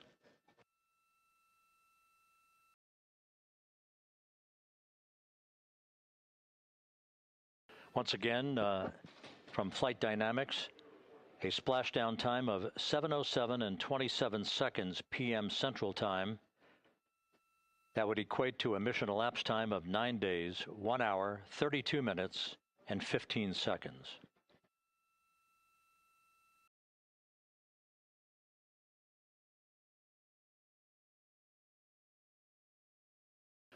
Reports from the Pacific indicate that the recovery team, in communications with the crew aboard Integrity, that the crew remains in excellent shape as they await the approach of the team for a final hazard gas evaluation before they move to the side of the vehicle to erect the inflatable life raft called the front porch.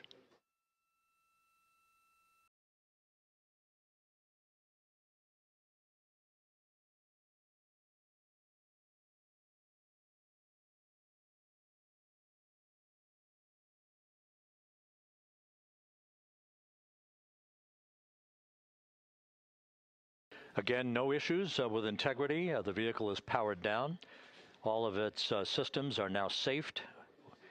We have handed over mission authority to the Exploration Ground Systems folks in the Pacific, but we will not stand down and have the entry flight control team depart its positions until that inflatable raft, the front porch, is erected, the hatch open, and the crew having exited the vehicle. So that's the next step in the recovery process that will lead to the hoisting of the crew members.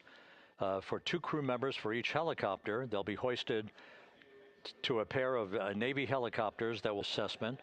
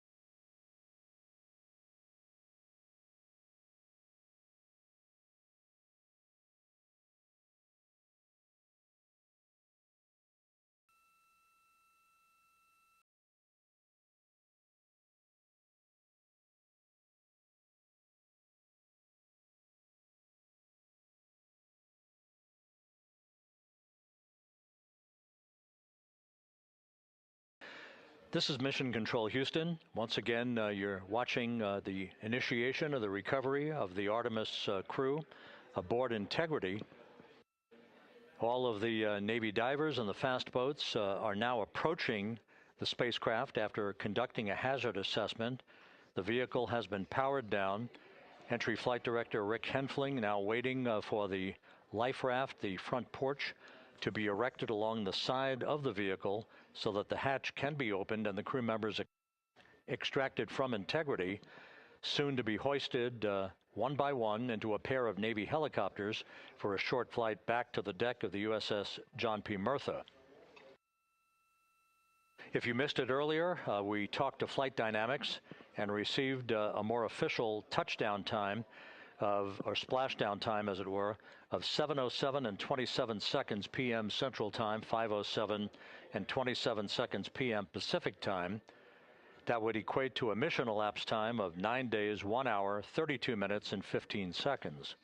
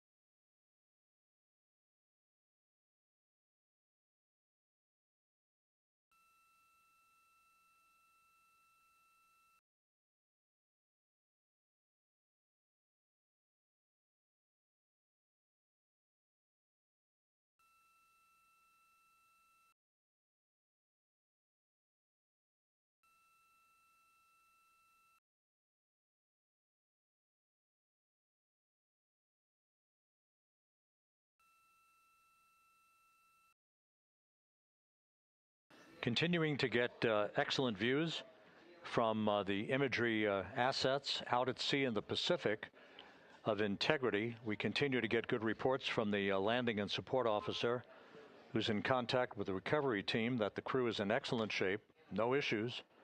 They're just currently biding their time, waiting for the front porch to be erected. We have no hazardous we have no hazard gases and no hazardous situation with the vehicle. It performed perfectly all the way down from entry interface to its splashdown in the Pacific at 7:07 and 27 seconds p.m. Central Time. And as you can see, the first phalanx of recovery personnel now pulling up alongside of Integrity.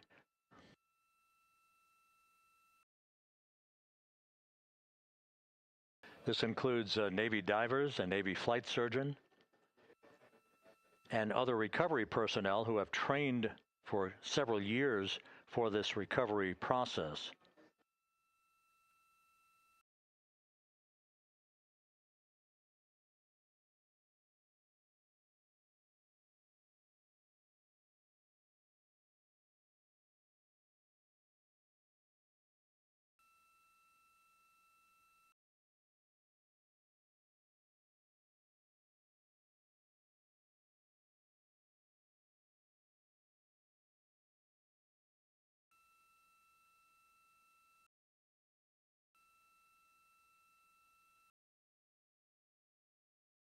At this hour, some 41 minutes following splashdown, the vehicle has been powered down. There's no hazardous gas emanating from the vehicle. That's why the first team of recovery personnel has been able to pull alongside Integrity.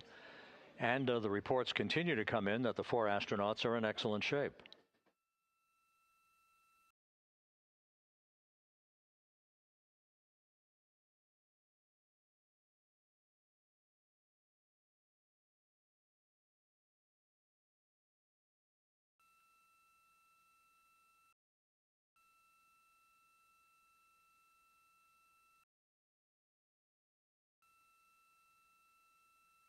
Yes.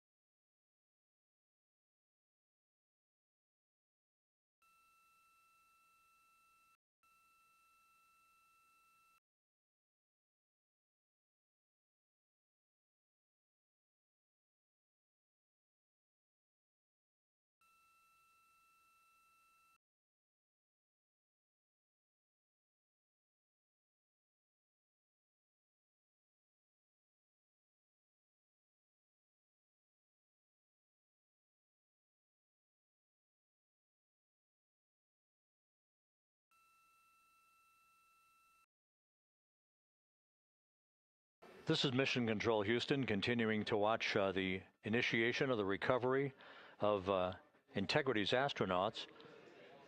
One by one, they'll be brought out of the spacecraft onto a large inflatable raft just a short time from now. In the meantime, we can go back to the USS John P. Murtha, where my colleague Megan Cruz is standing by to provide her situation report. Megan, can you hear us?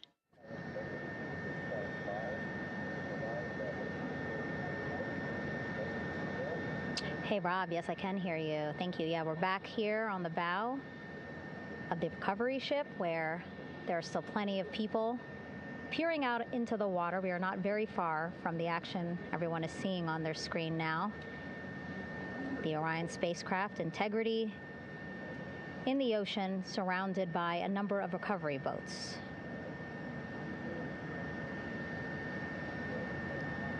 As Rob has been saying, in those recovery boats, NASA and Navy personnel specifically trained to get the astronauts out of Orion.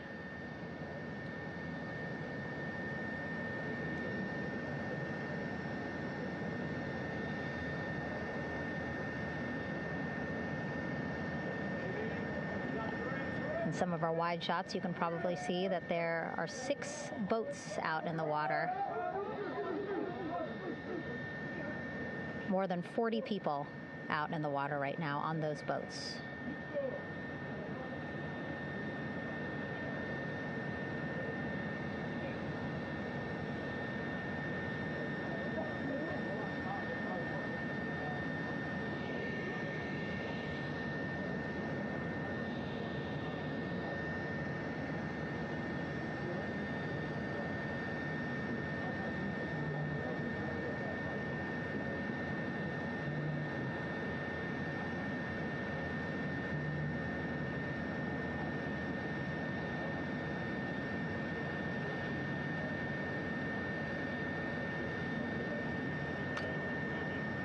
First order of business is to set up the front porch and the stabilization collar. You might also hear it referred to as a stab collar.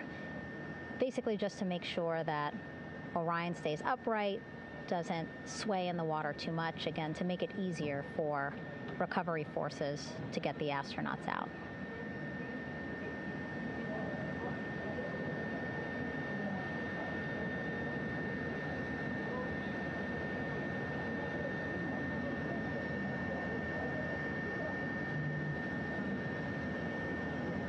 Again, we splashed down in the Pacific Ocean just after 5 p.m. Pacific time here. It's a requirement by NASA to be able to get the crew out of Orion within 2 hours of splashdown.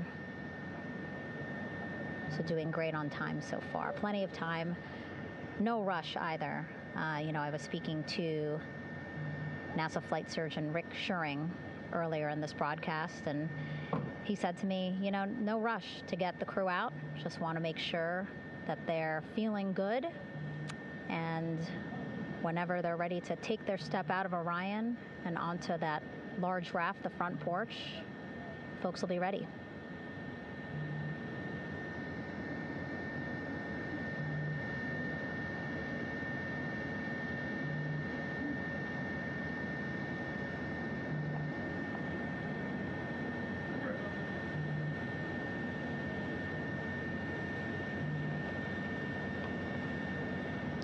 And as there are mission audio loops in Mission Control in Houston, there is a mission audio loop here on the ship, and it was just reported out that the side hatch is open. Side hatch of integrity is open. You're getting these beautiful shots from our aerial assets. The ship itself, where I'm on, just 3,000 yards away. Again, plenty of people on the boat here, glued to the side closest to where they can see all this action. And again, with just 3,000 yards separating us, great views from the bow here. You can see now that side hatch is open. One of the Navy personnel is about to get inside there.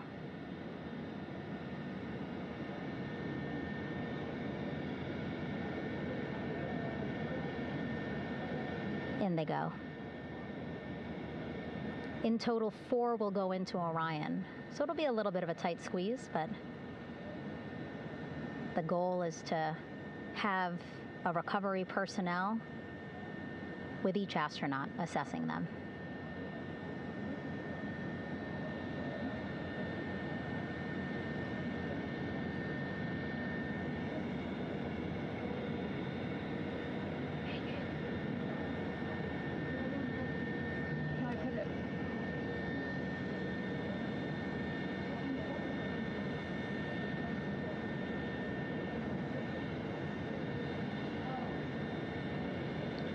Boats getting closer now.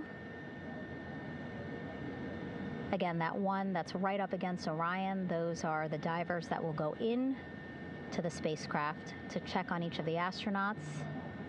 These other boats will begin doing a number of things, putting on that stabilization collar onto Orion, building that front porch.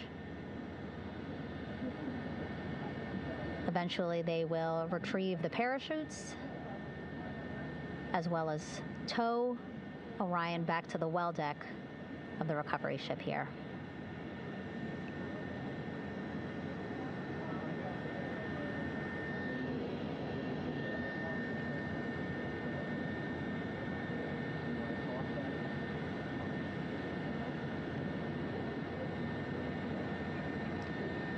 And so as we wait for the Navy and NASA personnel to get their assessment of the crew inside of Orion, why don't we toss it back to Rob for an update? Yeah, thank you, Megan. Here in Mission Control, Flight Director Rick Henfling and the entry team of flight controllers still on duty. The vehicle has been powered down for some time now.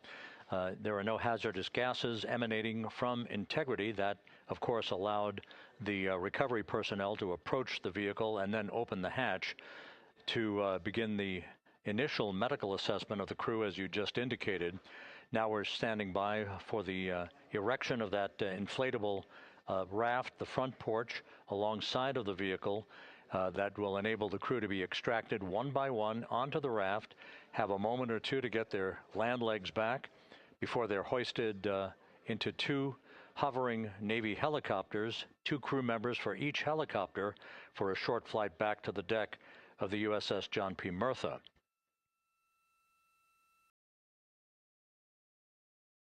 All of Integrity's systems operated flawlessly throughout the course of the approach to the Earth, the entry into the Earth's atmosphere, and all of the key milestones that followed in this high-speed return to Earth for Integrity, a mission that spanned more than 694,000 miles from the vehicle's launch from the Kennedy Space Center atop the Space Launch System back on April 1st.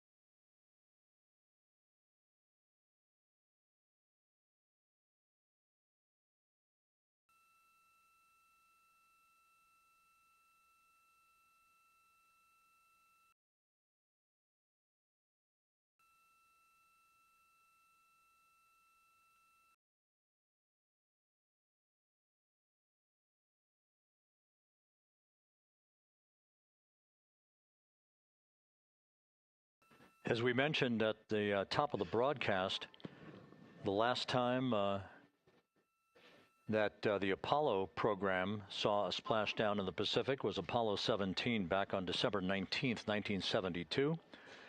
So for the first time in 53 and a half years, we have reenacted that with the arrival of Integrity's astronauts as they flew around the moon in that historic lunar flyby that began with a trans-lunar injection burn that took them out of Earth orbit following 24 hours of a high Earth orbit trajectory. The high Earth orbit trajectory enabled flight controllers here to have a full 24 hours to evaluate the systems on Integrity and the condition of the crew before they would commit to flying to the moon.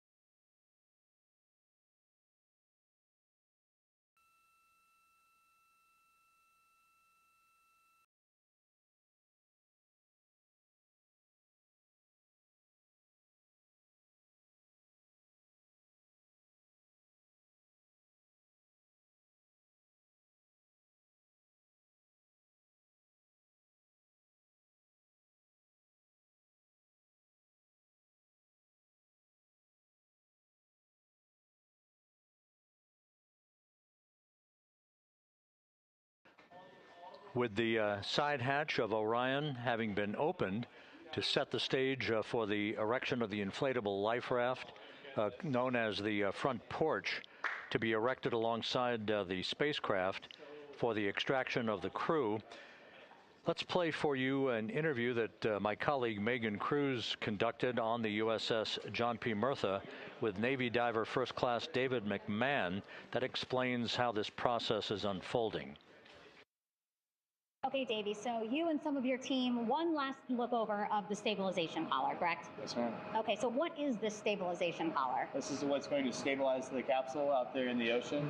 We don't know how good the weather or the waves will be that day, so this will help prevent any unnecessary occurrences from happening, stabilizing the capsule and the astronauts inside. So basically this is a float that will go around Orion. I'm assuming that what they're doing right now, these are the lines that will attach the collar onto Orion? That is correct. And so what are they doing here? So we've got the lower line that will secure the inflation device before we inflate it. That gives us the go-ahead that it's secure in its space, and then we'll inflate it, and then once that is done, we'll undo all the carabiners and get this orange line on top tied in the same fashion, and then this will be secured to the capsule, and the astronauts can safely take their first steps out of the capsule onto the front porch. Okay, and how long will it take them to set up the stabilization collar? We should definitely be able to handle this in under 10 minutes. Okay, wow. And then you just mentioned the front porch. So basically after they set up this stabilization collar, then they set up what's called the front porch here. That's correct. Okay, and what's the front porch? Front porch is basically a bigger waiting room for the astronauts to sit in while we wait for the helicopters to show up and grab them. Okay, so the medical team that was inside with the crew, they're going to help them out and onto the front porch? That is correct. And then what happens here? We have higher trained medical personnel also on board the front porch that will give them lookovers and just make sure they're okay while we wait for the helicopters to show up. Okay. How does it feel, I mean, your team, you, to be part of a mission that's returning astronauts from the moon in more than 50 years? We all feel extremely honored to be a part of this, as well as a bigger mission for the Navy and joining up with NASA to do great things. Mm-hmm. And do you feel like you and your team are ready? Yes, very ready. Cool. All right, thank you so much. Thank you.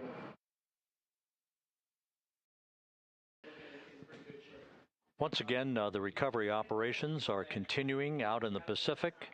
We shortly should see that life raft, the front porch, erected alongside the side hatch of the vehicle.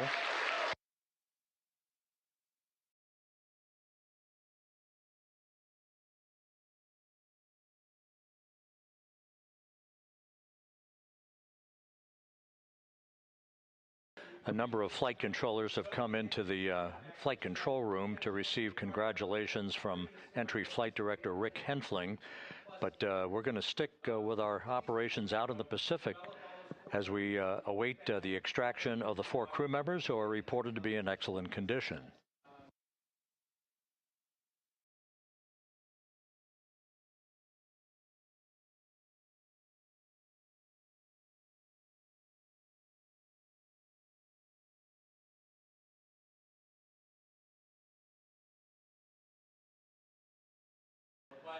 Again, while we stand by for that front porch to be erected alongside of the side hatch of the vehicle, let's go back to the USS John P. Murtha and Megan Cruz. Megan?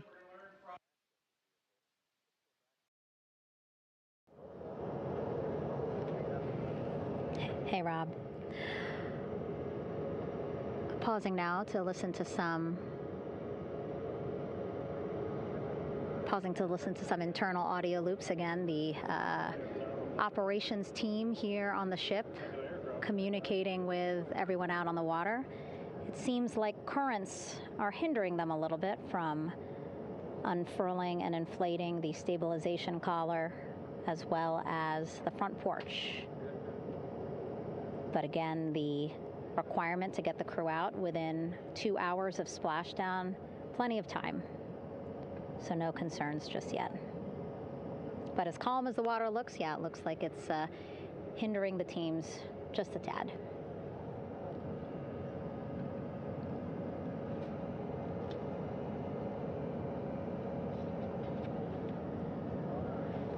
You can see in some of our shots that side hatch still open. Again, inside there are now 8 people inside. 4 divers, Navy divers, all with medical training, each assigned to an astronaut each. Making sure that they're comfortable, feeling good.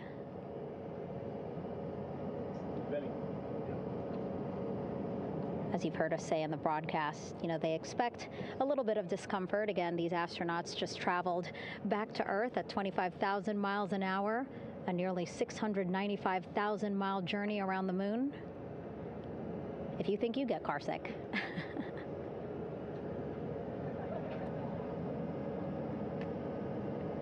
Again, 6 boats out there, lots of gear with them, just in case, right? As we said, the crew reported feeling great, but again, all those folks out there in case they weren't, right? NASA is all about making sure we think about every situation that can happen, and so, of course, wanted to be ready in case any of our astronauts needed more medical attention while out there in the water.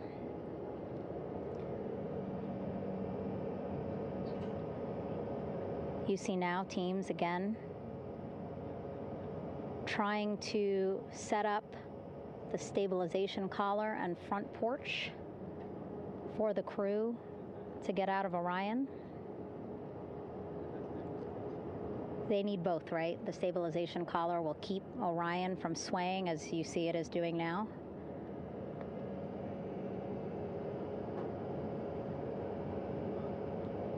And then they will connect the front porch to the stabilization collar so that the crew can take 2 steps and they will be in the front porch.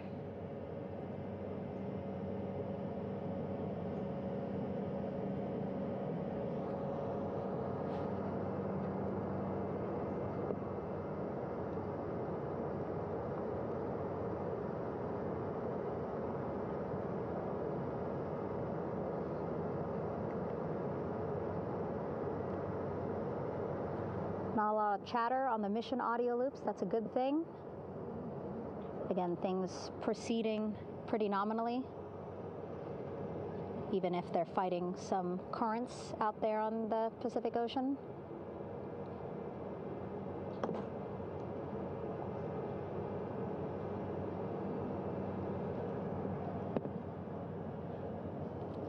Again, the goal, setting up the stabilization collar and the front porch so that the crew can rest comfortably in the front porch, get placed into harnesses so that 2 helicopters can lift them off the front porch and onto the USS John Murtha here.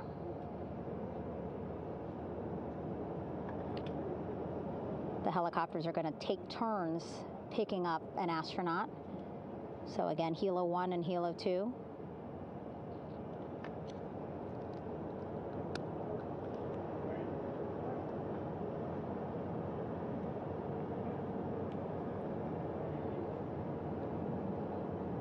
Okay, and the recovery team here on the ship just got a report from the undersea medical officer who is inside the capsule with the crew.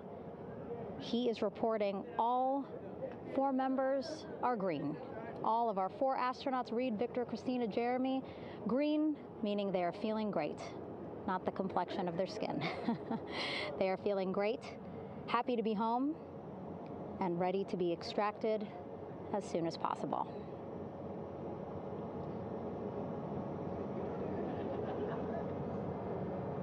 And so, as I was saying, we have 2 helicopters circling the activity you're seeing on the water right now. Each will take turns picking up an astronaut. So Helo 1 will come on in, hover above the front porch, about 40 feet above the front porch. A Navy recovery specialist will be hoisted down into the front porch.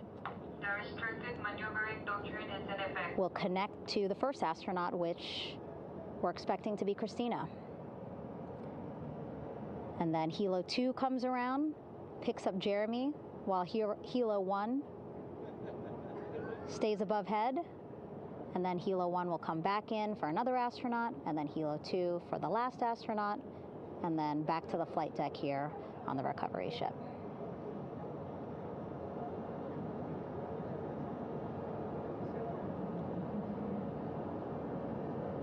I was talking to Assistant Artemis Recovery Director Paul Sierpinski. He said helos are a much quicker, safer way to get on board. They did actually consider boats, but then if you think about it, longer time, the crew would have to move through more of the ship. This way the helos will give a more direct, quicker route to the medical bay for our 4 astronauts.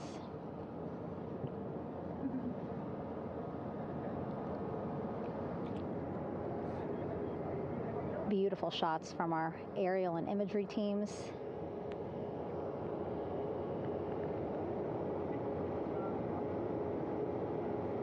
Clouds have dissipated for a clear view from the bow of the recovery ship here.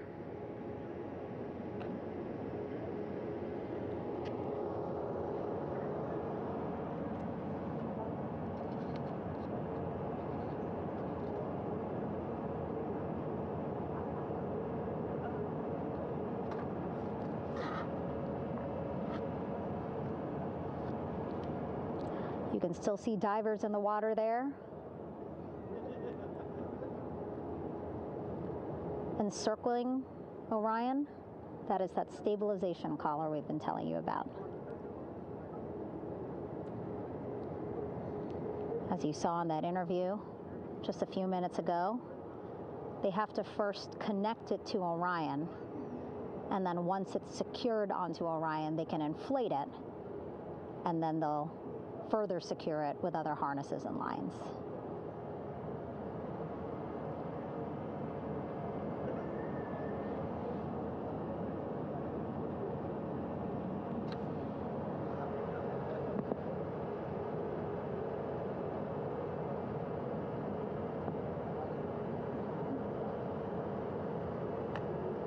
About an hour and 10 minutes since splashdown in the Pacific Ocean here.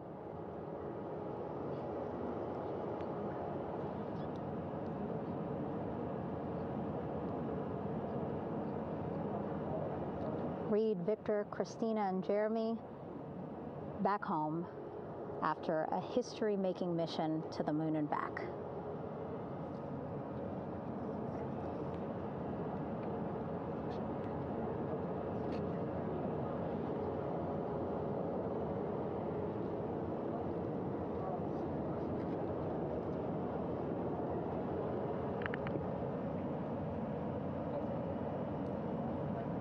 If you missed what we said just a couple of minutes ago, the undersea medical officer inside with the crew in Orion, reporting all 4 crew members feeling great.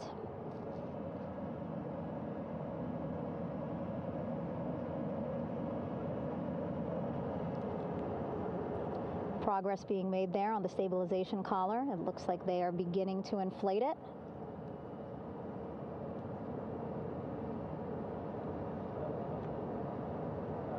And it looks like they're starting to unfold the front porch in order to get that into the water here shortly and inflate that as well.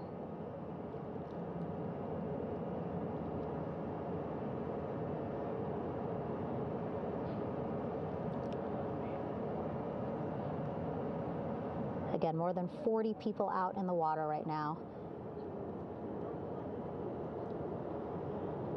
And those Navy and NASA personnel have been in the water for now about 4 hours.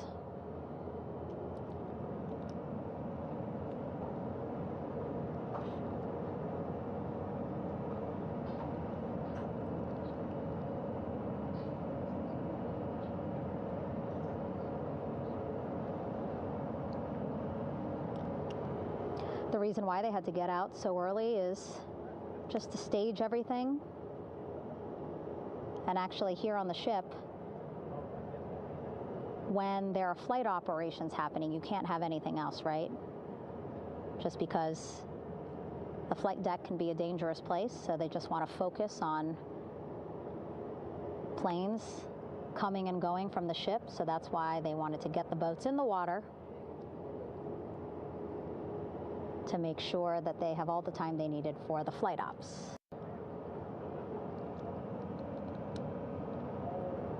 And then the same crew here out in the water, they will stay out in the water for a number of hours after we recover the crew and get them back on the ship, because then they have to recover Orion.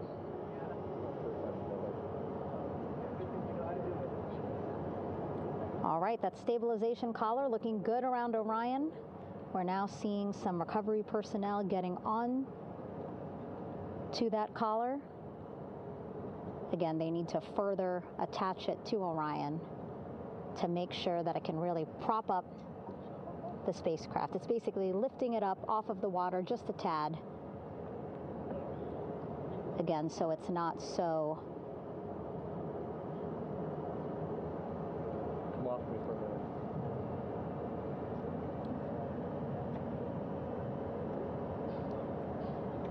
so it doesn't sway so much in the water there.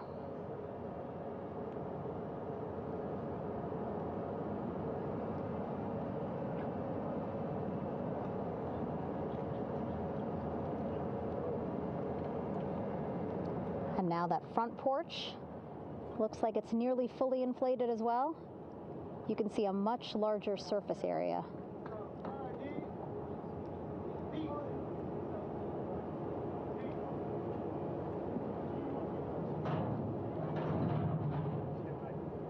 And so once the crew get out of Orion, they can stretch their legs a little bit on this front porch, get some fresh air.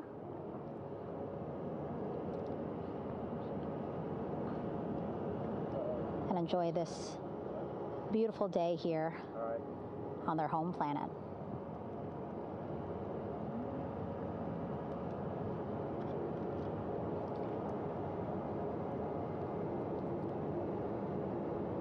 It appears teams now are about to connect the front porch to the stabilization collar.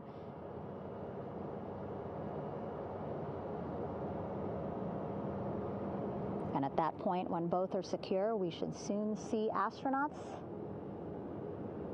come out of Orion.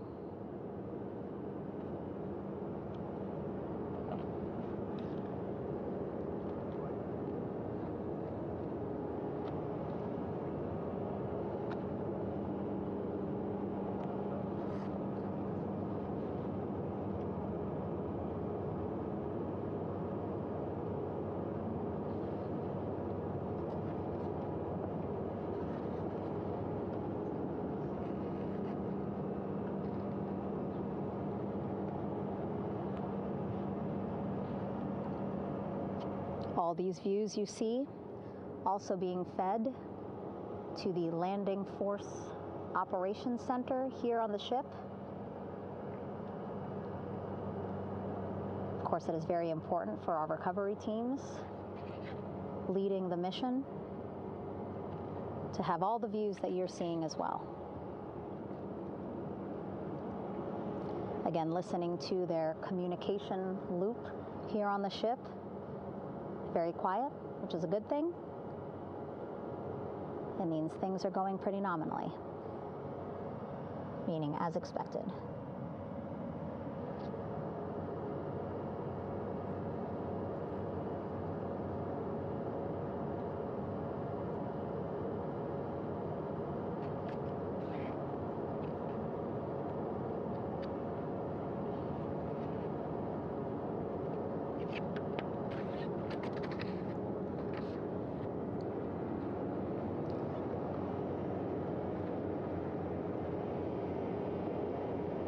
Again, all this activity happening just 3,000 yards away from the ship. So that means this will be a very quick flight back on the helicopters for the crew. 2-3 minutes, and then they'll be back here on the ship. I know.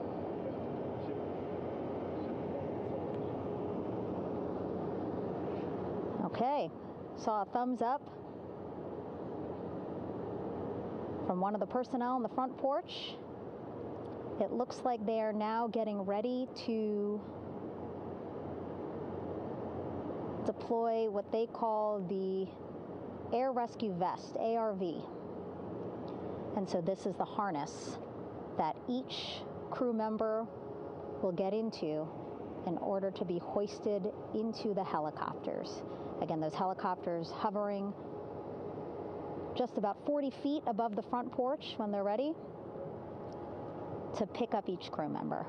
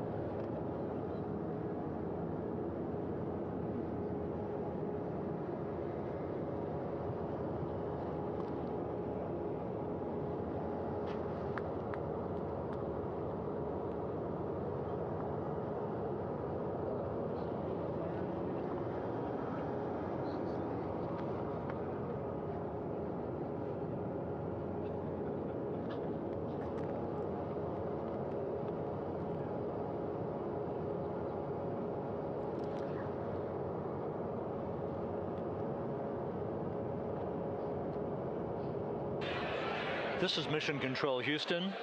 Behind me, a fairly raucous scene as hundreds of flight controllers have poured into the flight control room here.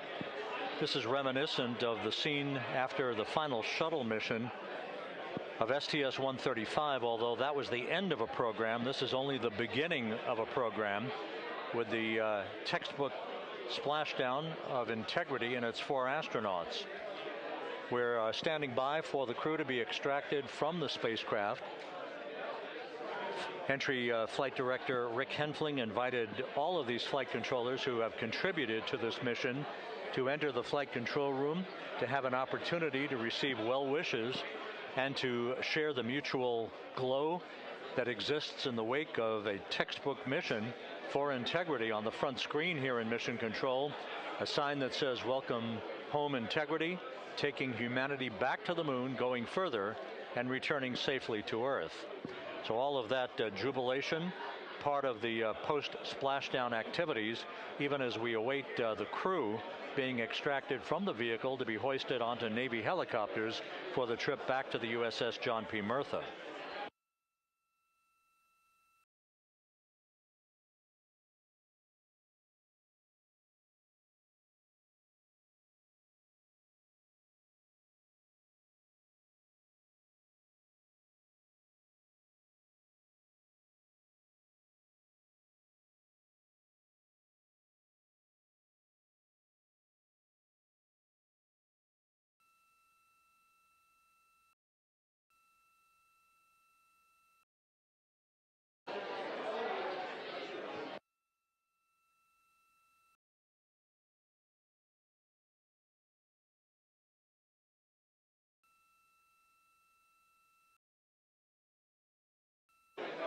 Once again here in Mission Control, this view of the Artemis Flight Control Room, known as the White Flight Control Room. This is the old shuttle flight control room, and now is the home of Artemis missions to the moon and beyond.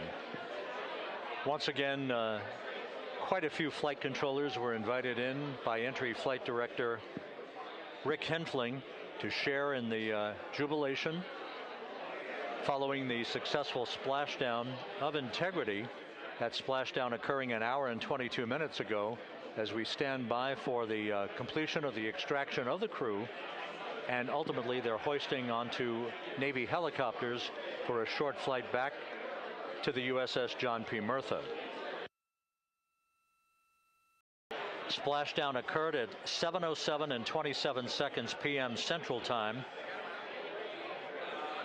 I had an opportunity to talk to the head of flight dynamics, Jeff Birch, a moment or two ago. He said the trajectory of Integrity coming through the Earth's atmosphere was so precise, they've never seen anything line up on a ground track like today's entry by Integrity for its splashdown southwest of San Diego.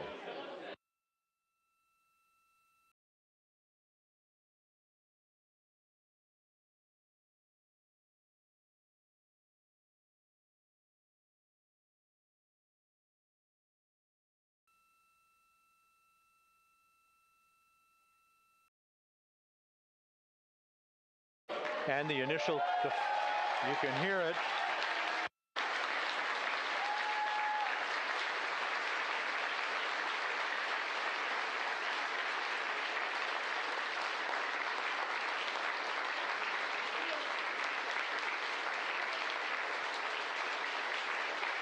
Jubilation here in the flight control room. The first crew member is out of Integrity.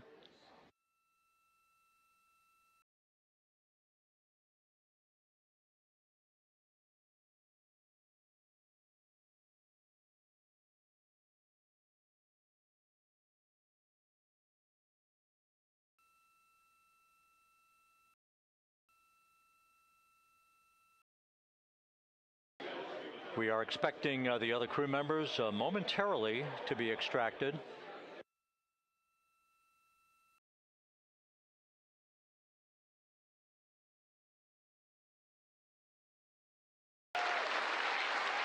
We now have 2 crew members out.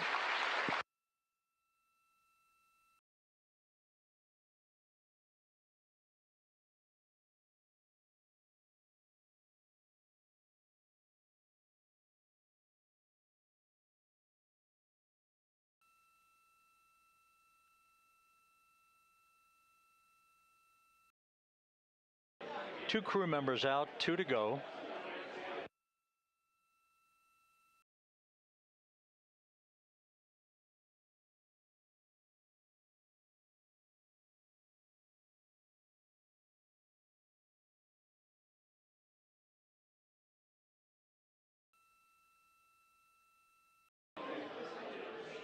We're about 1 hour from sunset out in the Pacific. Everything continues to go well. Integrity's systems function perfectly during its entry back to Earth. And Reed Wiseman, the commander who will be last out of the vehicle, reported that all the crew members were feeling very well.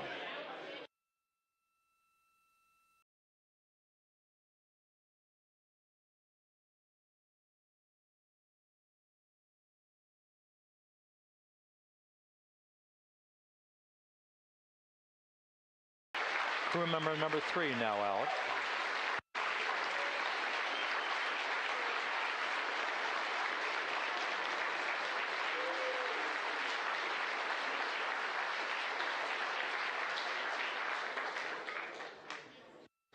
And now standing by for the commander, Reed Wiseman, who will be last out of his ship. Bobbing in the Pacific under almost ideal conditions, Integrity spanned 694,000 miles during its journey from launch to splashdown.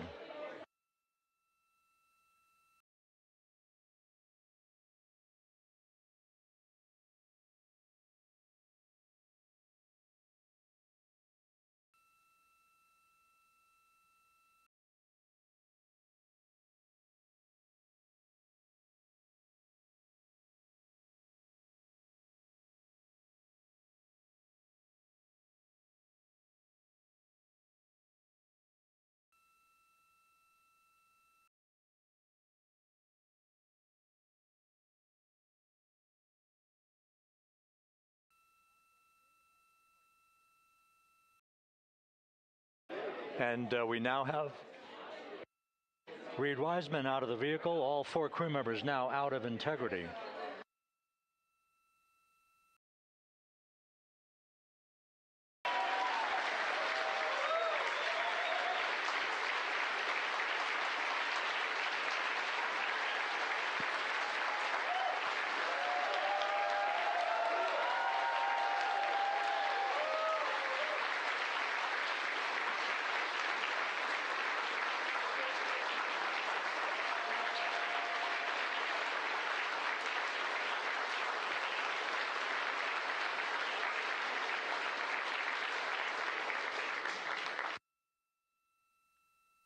Once again, all 4 crew members now on the front porch, and the procedure to begin hoisting them up to these 2 Navy helicopters hovering overhead will begin shortly.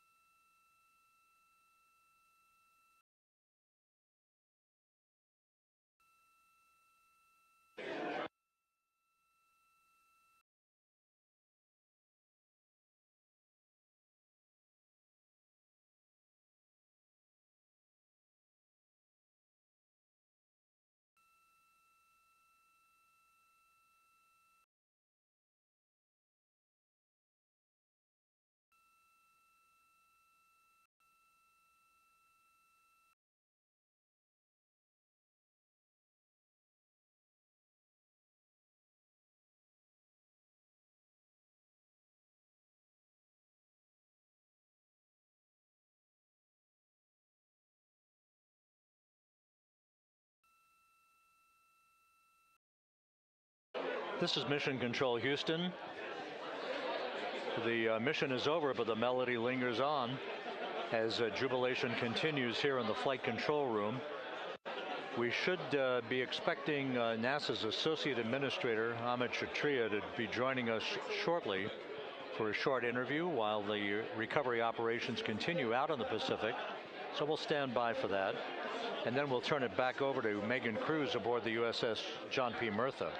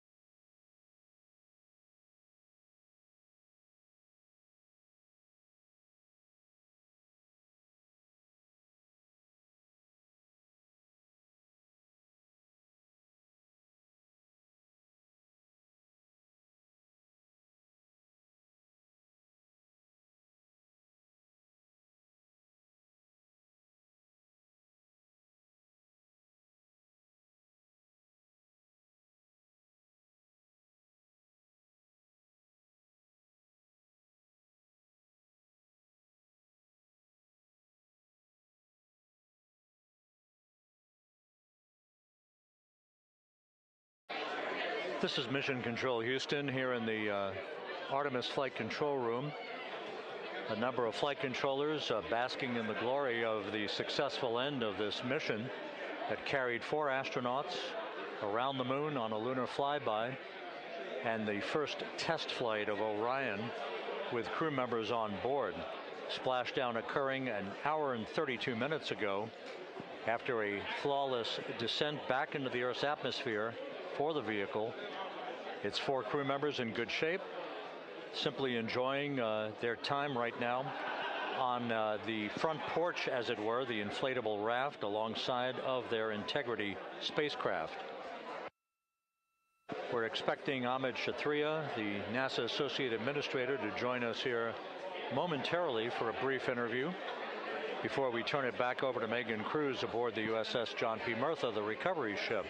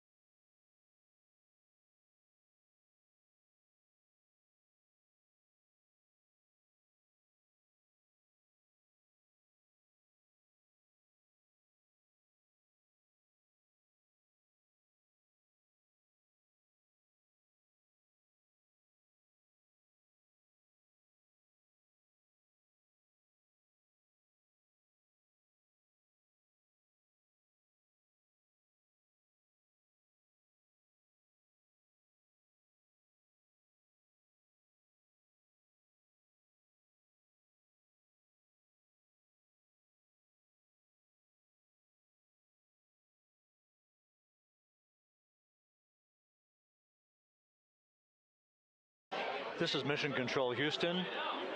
We're about an hour and 34 minutes since the textbook splashdown of integrity in the Pacific to bring home our astronauts.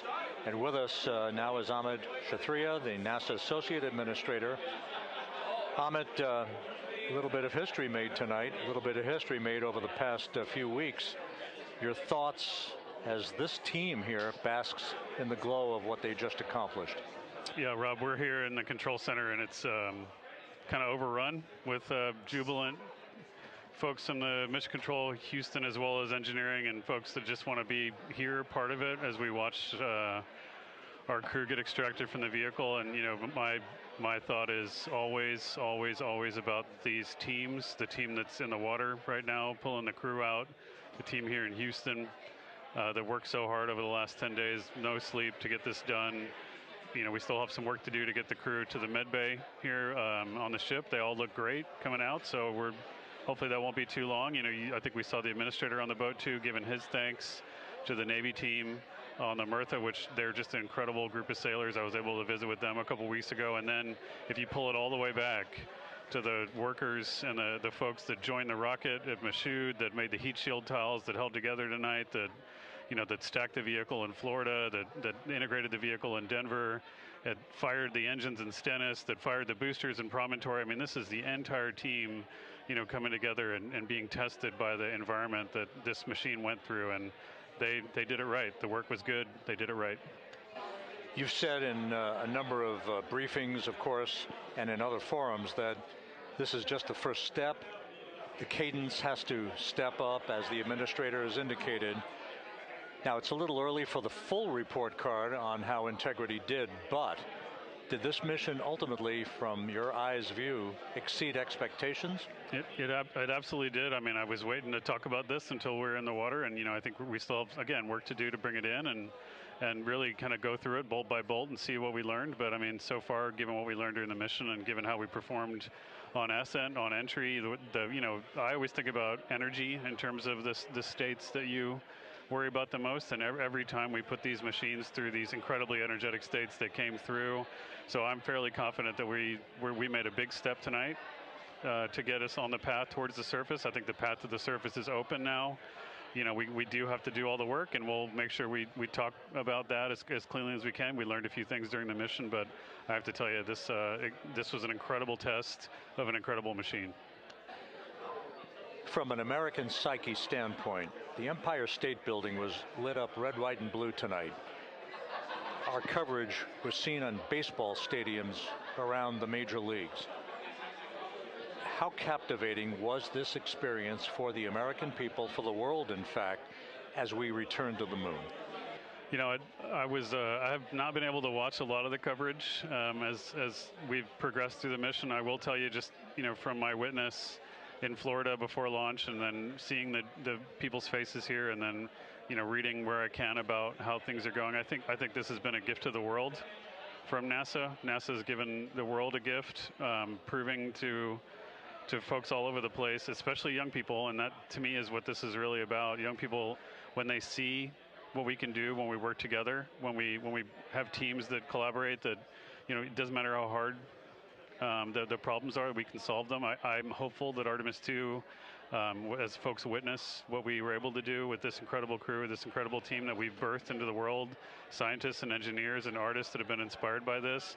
And even if they don't come work in the program, which separately they should come work in the program, because Lord knows we need the help, but even if they don't want to come work in the program, hopefully they grow up to recognize they can do amazing things when they work together and contribute to society and be good citizens and really change the way, you know, the challenges that are coming in the world are overcomable if we work together like this.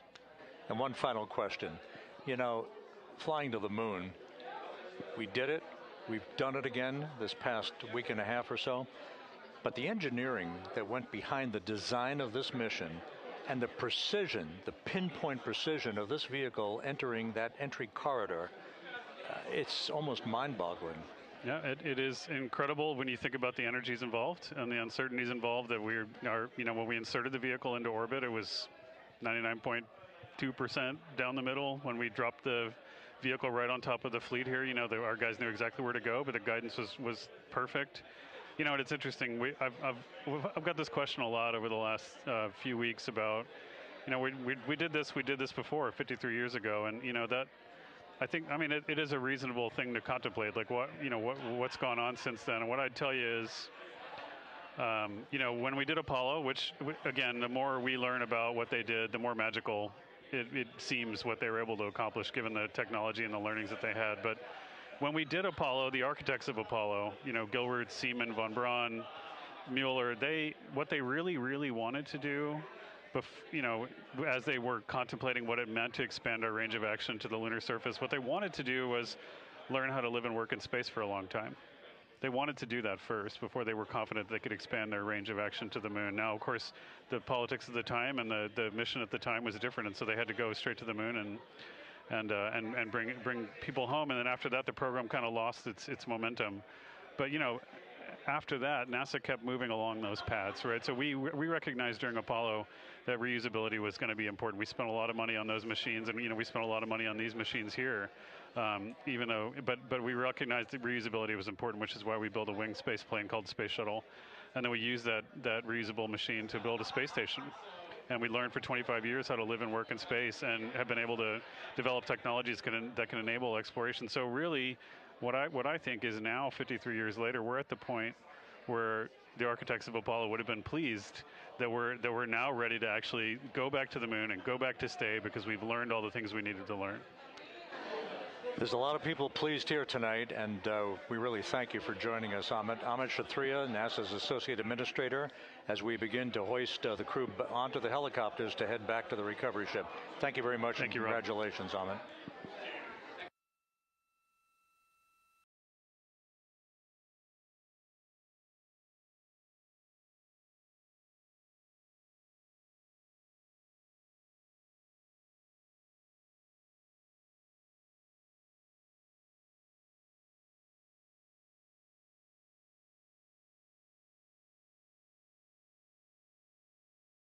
This is Mission Control Houston, with the crew members now beginning to be hoisted aboard the Navy helicopters. Let's go to Megan Cruz aboard the USS John P. Murtha, who will take it from here.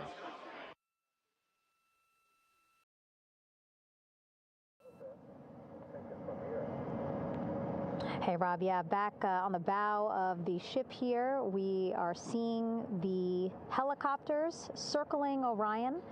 The first one there, having just completed picking up the first astronaut. Helo 2 now, hovering just 40 feet above the front porch, lowering a recovery specialist out of the helicopter. That person will touch down in the front porch just there.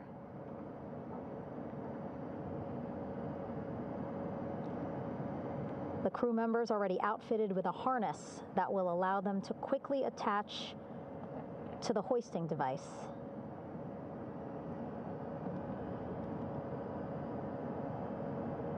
Look at the power of those blades throwing water out at the center there, the front porch, with now 3 astronauts and the recovery specialists. Again, crews already outfitted with a harness vest. And here we go. Second astronaut now off the front porch, getting hoisted into the second helicopter.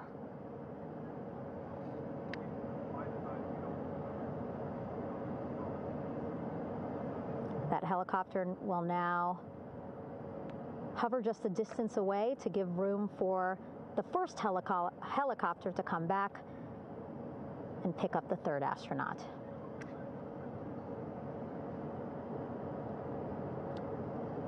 As we wait for that helicopter to come back, make its way back around, just want to mention that the President of the United States called our NASA administrator today while he was on the ship, just minutes after we interviewed him live on our coverage, and congratulated him and NASA on this history-making moment tonight.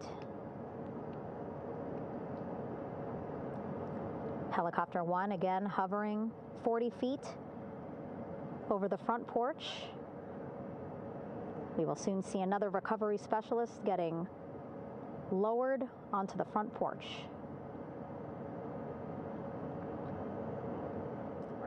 Wow, imagine sitting on that front porch, the wind, the water. But again, the recovery team determined that a helicopter flight back to the ship here would be safer, faster, and more comfortable for our crew who just completed a 10-day mission around the moon. Third astronaut in the air, getting hoisted quickly back into the first helicopter now.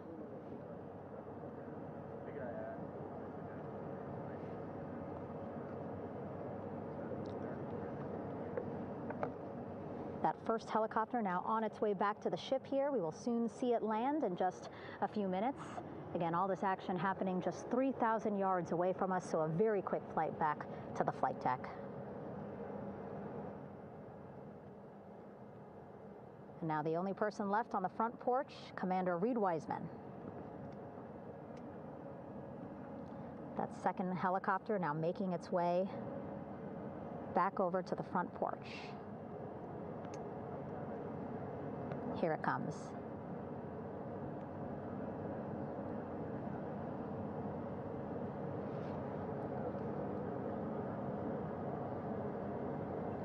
Making its final approach here.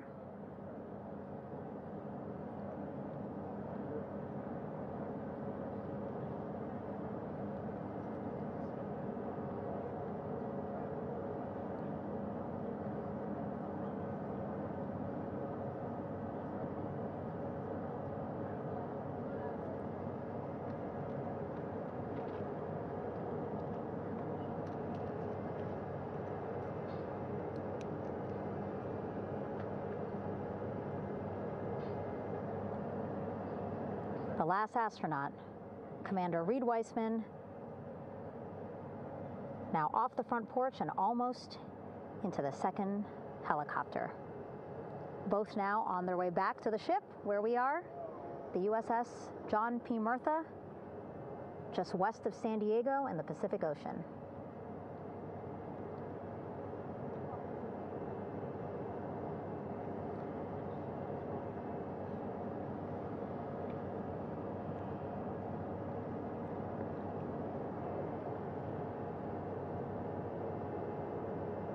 Exciting to see our 4 crew members minutes away from landing on the flight deck here on the recovery ship. 550 people on this ship, excited, ready, anxious, looking forward to welcoming this crew aboard.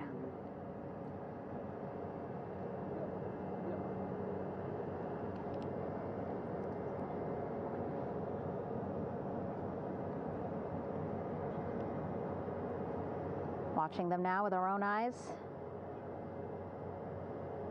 Close to the ship here. Hearing them begin to hover on the flight deck, which is just across from us, here on the bow.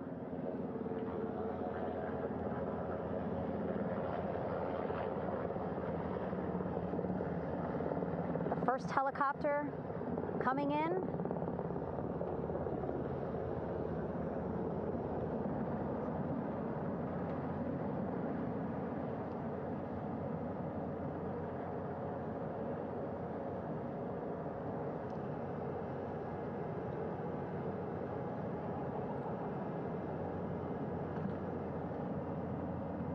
And wheels down. Wheels down of the first helicopter carrying 2 of our Artemis II crew. Pilot Victor Glover and mission specialist Christina Cook.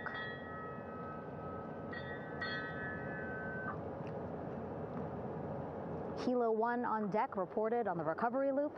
Again, the mission audio loops that the recovery team are using here to communicate with one another.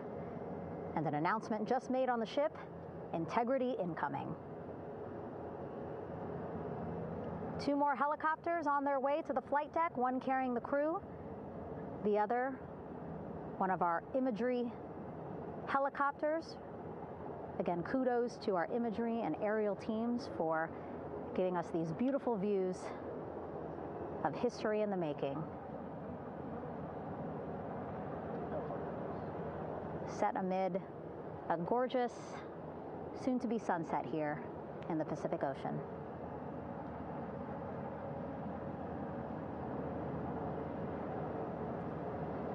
Second helicopter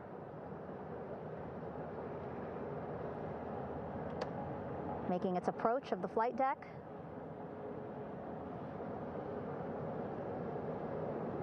Plenty of people here on the bow with their cell phones out, filming this moment.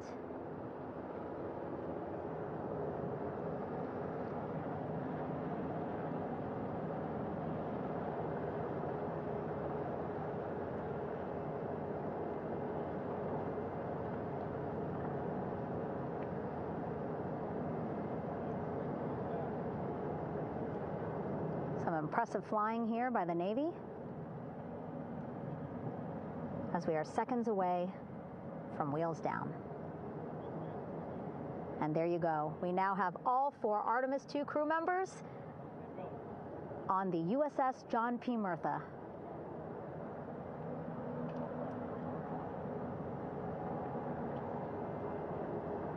I'm sure they're happy to be out of the water and on this recovery ship with, again, 550 people on board, ready to welcome them home. But first, as we've been saying throughout the broadcast, just making sure the crew feel good. We reported that they were feeling good when they were in Orion, but those were just initial, quick, verbal assessments of how they're feeling. Their destination tonight, the medical bay here on the ship, right after we power down the helicopters here.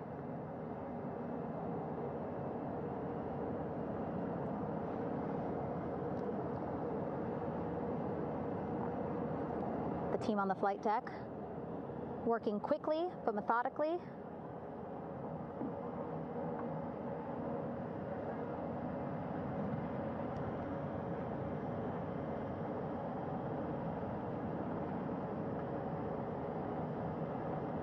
Waiting for just one more helicopter to touch down.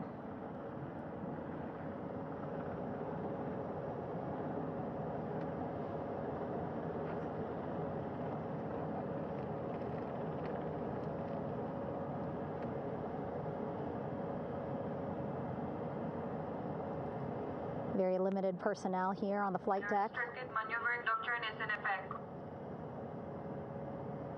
As that third helicopter touches down.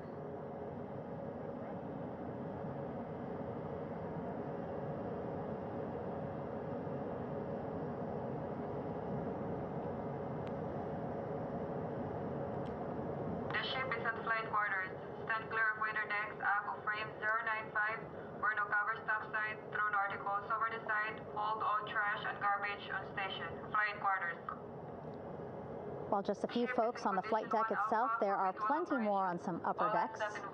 I see in some of our views a very packed crowd overhead. Announcements being made over the ship's loudspeaker system, reminding folks to stay clear of operational areas like the flight deck, so that teams can work quickly to get the crew off of the helicopters and into the medical bay.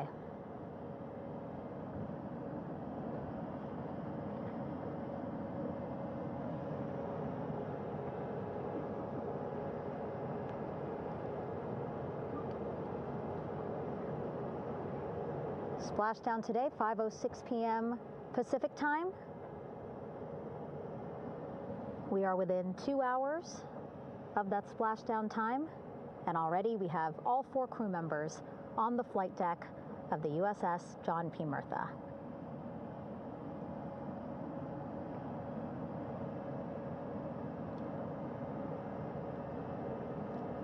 Again, crew waiting before getting out for the helicopters to completely shut down.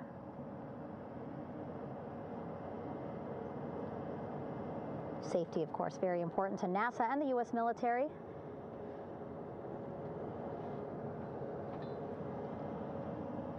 So we'll wait just a couple of minutes here before we start seeing crew members walk off the helicopters one by one.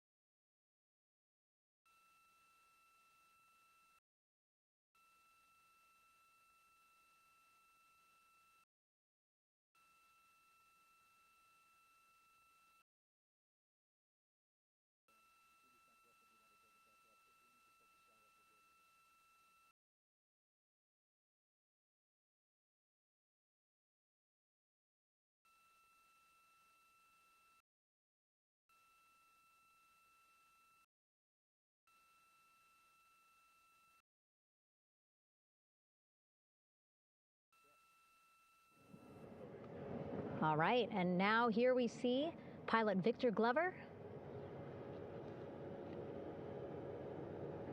and mission specialist Christina Cook sitting on the edge of one of the helicopters, looking in great spirits.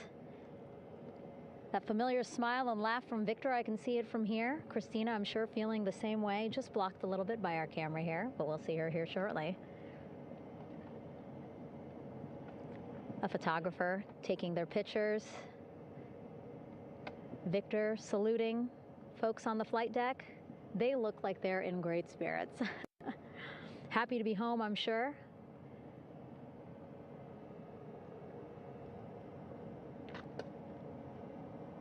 If you're sitting at home, I hope you too are wondering, what would you want to ask them if you got a chance to talk to them? Because that is what I'm thinking about. Getting the opportunity to talk to or ask questions of these 4 astronauts who just made history as the first crew to return to the moon since 1972.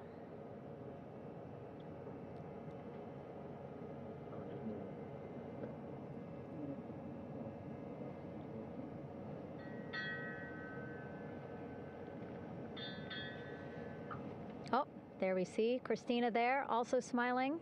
Finally peering out, waving at the cameras. Hello to you too, Christina, yes. Welcome back. Welcome, welcome home.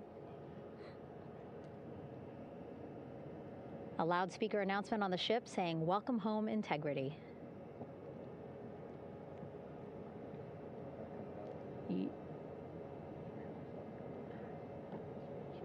Victor in great spirits. I can't see who he's talking to, but I kind of think that he might be talking to his other 2 crew members. Shouting from across the flight deck, congratulations to one another.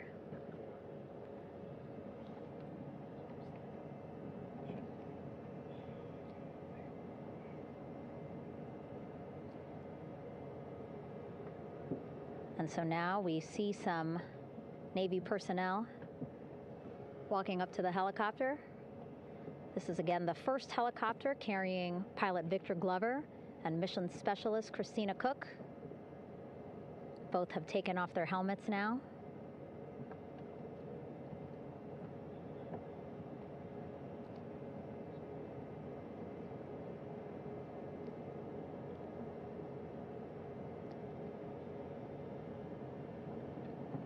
Some pictures, video to catalog this historic moment. A beautiful sunset just behind them here in the Pacific Ocean. Golden hour. These pictures will be beautiful.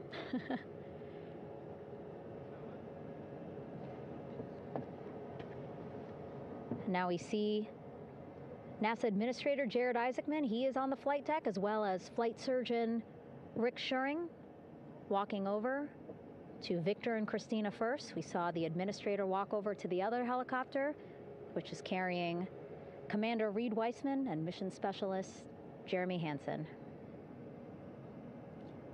We heard from Rick earlier in the broadcast. Again, he said he's going to be out there on the flight deck to do another initial assessment of the crew, ask them how they're feeling, anything bothering them. But again, from what I'm seeing, they look like they're in great spirits and feeling pretty good for folks who just traveled 695,000 miles from Florida to the moon and now here to the Pacific Ocean.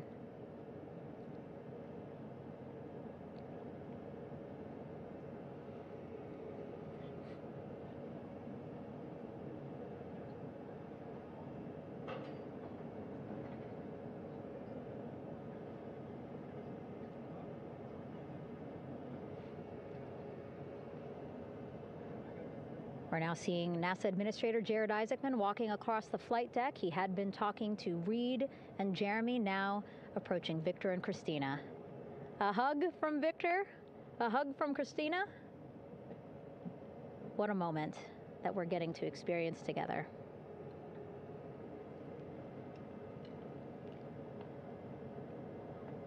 I'm sure congratulatory words. You know, we got to speak to the administrator live on this broadcast as well, and he said the kid in him right now, giddy, absolutely giddy at what we were able to accomplish today. Returning them home safely and in good spirits after a 10-day mission around the moon. And here we go. We're seeing Jeremy walking, waving across the flight deck, now on his way to the medical bay.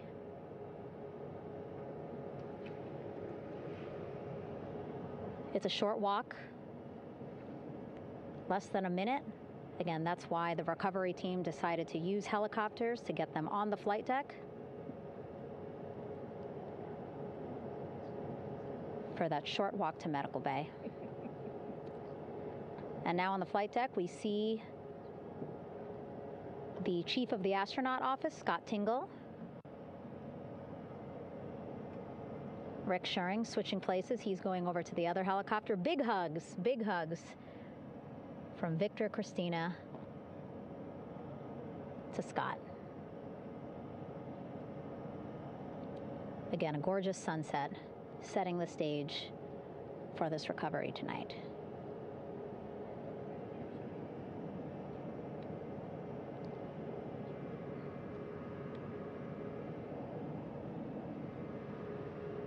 All right, and now here we are, Christina, making her way, looking thankful, grateful, happy to be home.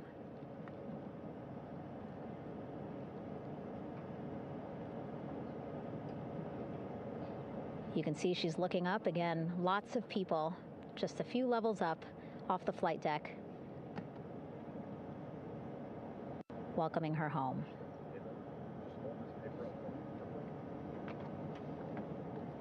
Scott holding the door like a gentleman, but back on his way to the other crew still on the flight deck.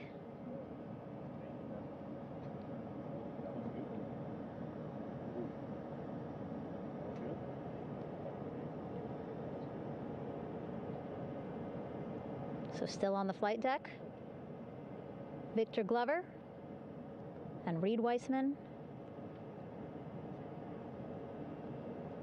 It looks like Victor will be the next one headed to medical bay. More hugs, more hugs. He's a hugger.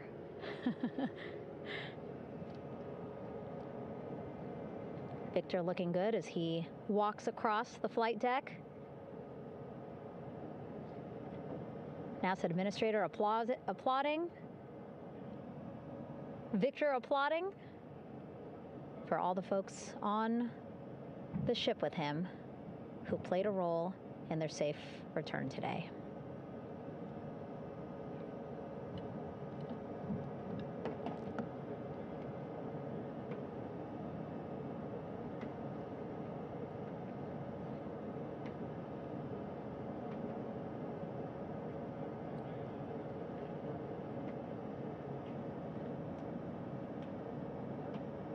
And finally, just one Artemis II crew member left on the flight deck, Commander Reed Weissman.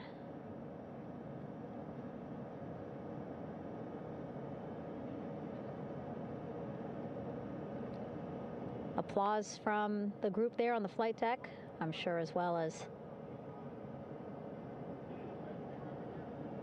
on the level just above them, packed with people.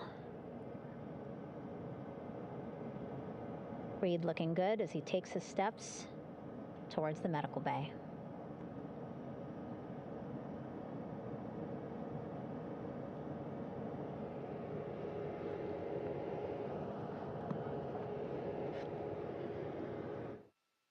See our 4 Artemis II crew members back on the ship. Again, now they will head into medical bay, where they will be assessed by flight surgeons from both NASA as well as the Canadian Space Agency. A more in-depth assessment. When they get to medical bay, they will each have their own nurse. They will be helped out of their suits. And then again, we'll check to see that they're feeling good. Make sure it's not just adrenaline, but that they are feeling good from their long journey back from the moon. Beautiful shot of that sunset, illuminating our flight deck.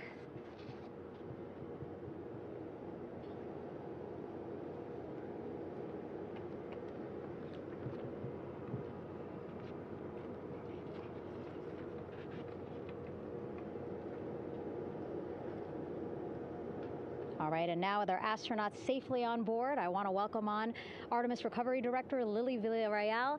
Lily, I don't know how you must be feeling right now. Ecstatic, relieved? So ecstatic, relieved. Of course, we still have to bring the capsule into the well deck of the ship, but this is a major milestone to have the crew here on the ship and in medbay. You know, our team has been preparing and working really hard, and I'm just so proud of them all.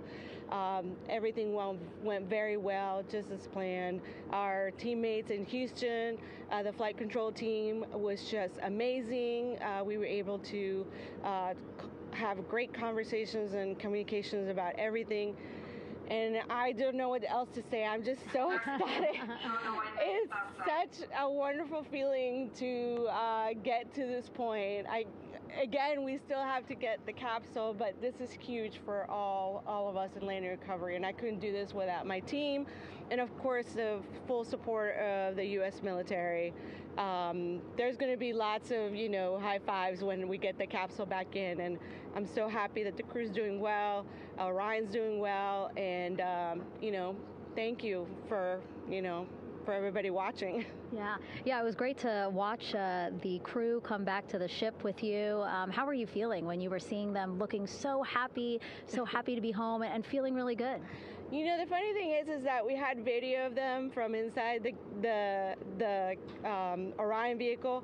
They were like that from the beginning. When we opened the hatch, they were already out of their seats, having a good time, waiting for us to open the hatch.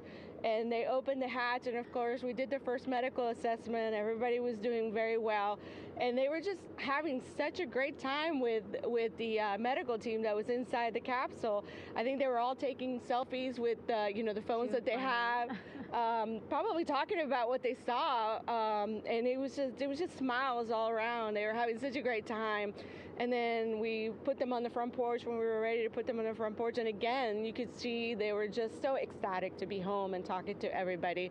So we were very happy to see all of that in the control room of the LFOC. How remarkable is that? Again, if we think about their journey, the 695,000-mile journey around the moon and back, coming back at 30 times faster than the speed of sound. I mean, how remarkable is that they are in such good spirits? I mean, this is an amazing crew. I think you guys have seen it for the past 10 days. They're wonderful people, and we're so happy that they brought us along on that ride.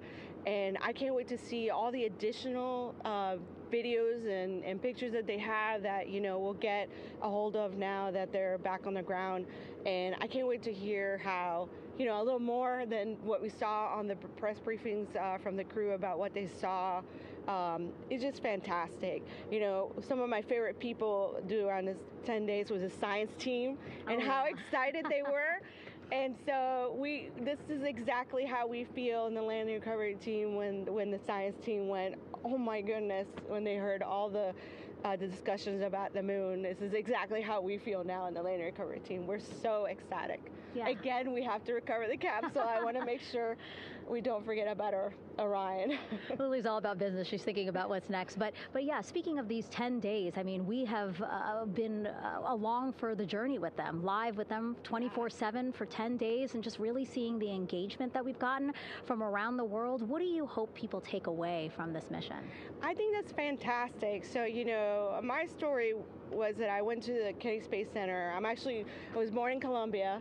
I was 10 years old when we moved to the United States, but when I was 7, my family took me to the visitor center, and that's when I learned about Apollo. And we went to the moon, and I learned about astronauts, and that story was what really fueled me to want to do STEM and want to be an astronaut. And I think that this Artemis program is going to do exactly what, what girls, my age back then is 7, young people right now, girls and even like young men, obviously. But we want to empower people to know that you can do this, right? If you want to come and work for NASA, if I did it, they can do it. And Artemis program is just going to inspire everybody. And I'm so happy about that. Yeah. Like Apollo inspired me. Thank you so much, Lily. Really appreciate you being here. As you said, still a lot of work to do, 5 to 6 more hours to recover Orion that's still out in the water. So I'll let you get back to it. But you had beautiful words to say again. We hope that this inspires people. We hope that you come and join us at NASA and accomplish great things with us in the future. Back to you, Rob. Thank you, Megan, and safe sailing out there in the Pacific. Here in Mission Control, it is now all quiet. The team of flight controllers and all their support personnel have left the room to enjoy the aftermath of a textbook touchdown by Integrity that splashed down in the Pacific right on target to complete this historic flyby of the moon, the Artemis II mission. With that, we'll wrap up our coverage for the night and point you to a post-splashdown news conference in 15 minutes at 9:35 p.m. Central Time, 10:35 p.m. Eastern Time, where managers will discuss the return of the Integrity spacecraft and the completion of the Artemis II mission. With that, we'll wrap up our coverage for this evening and historic mission in the history books. This is Mission Control Houston.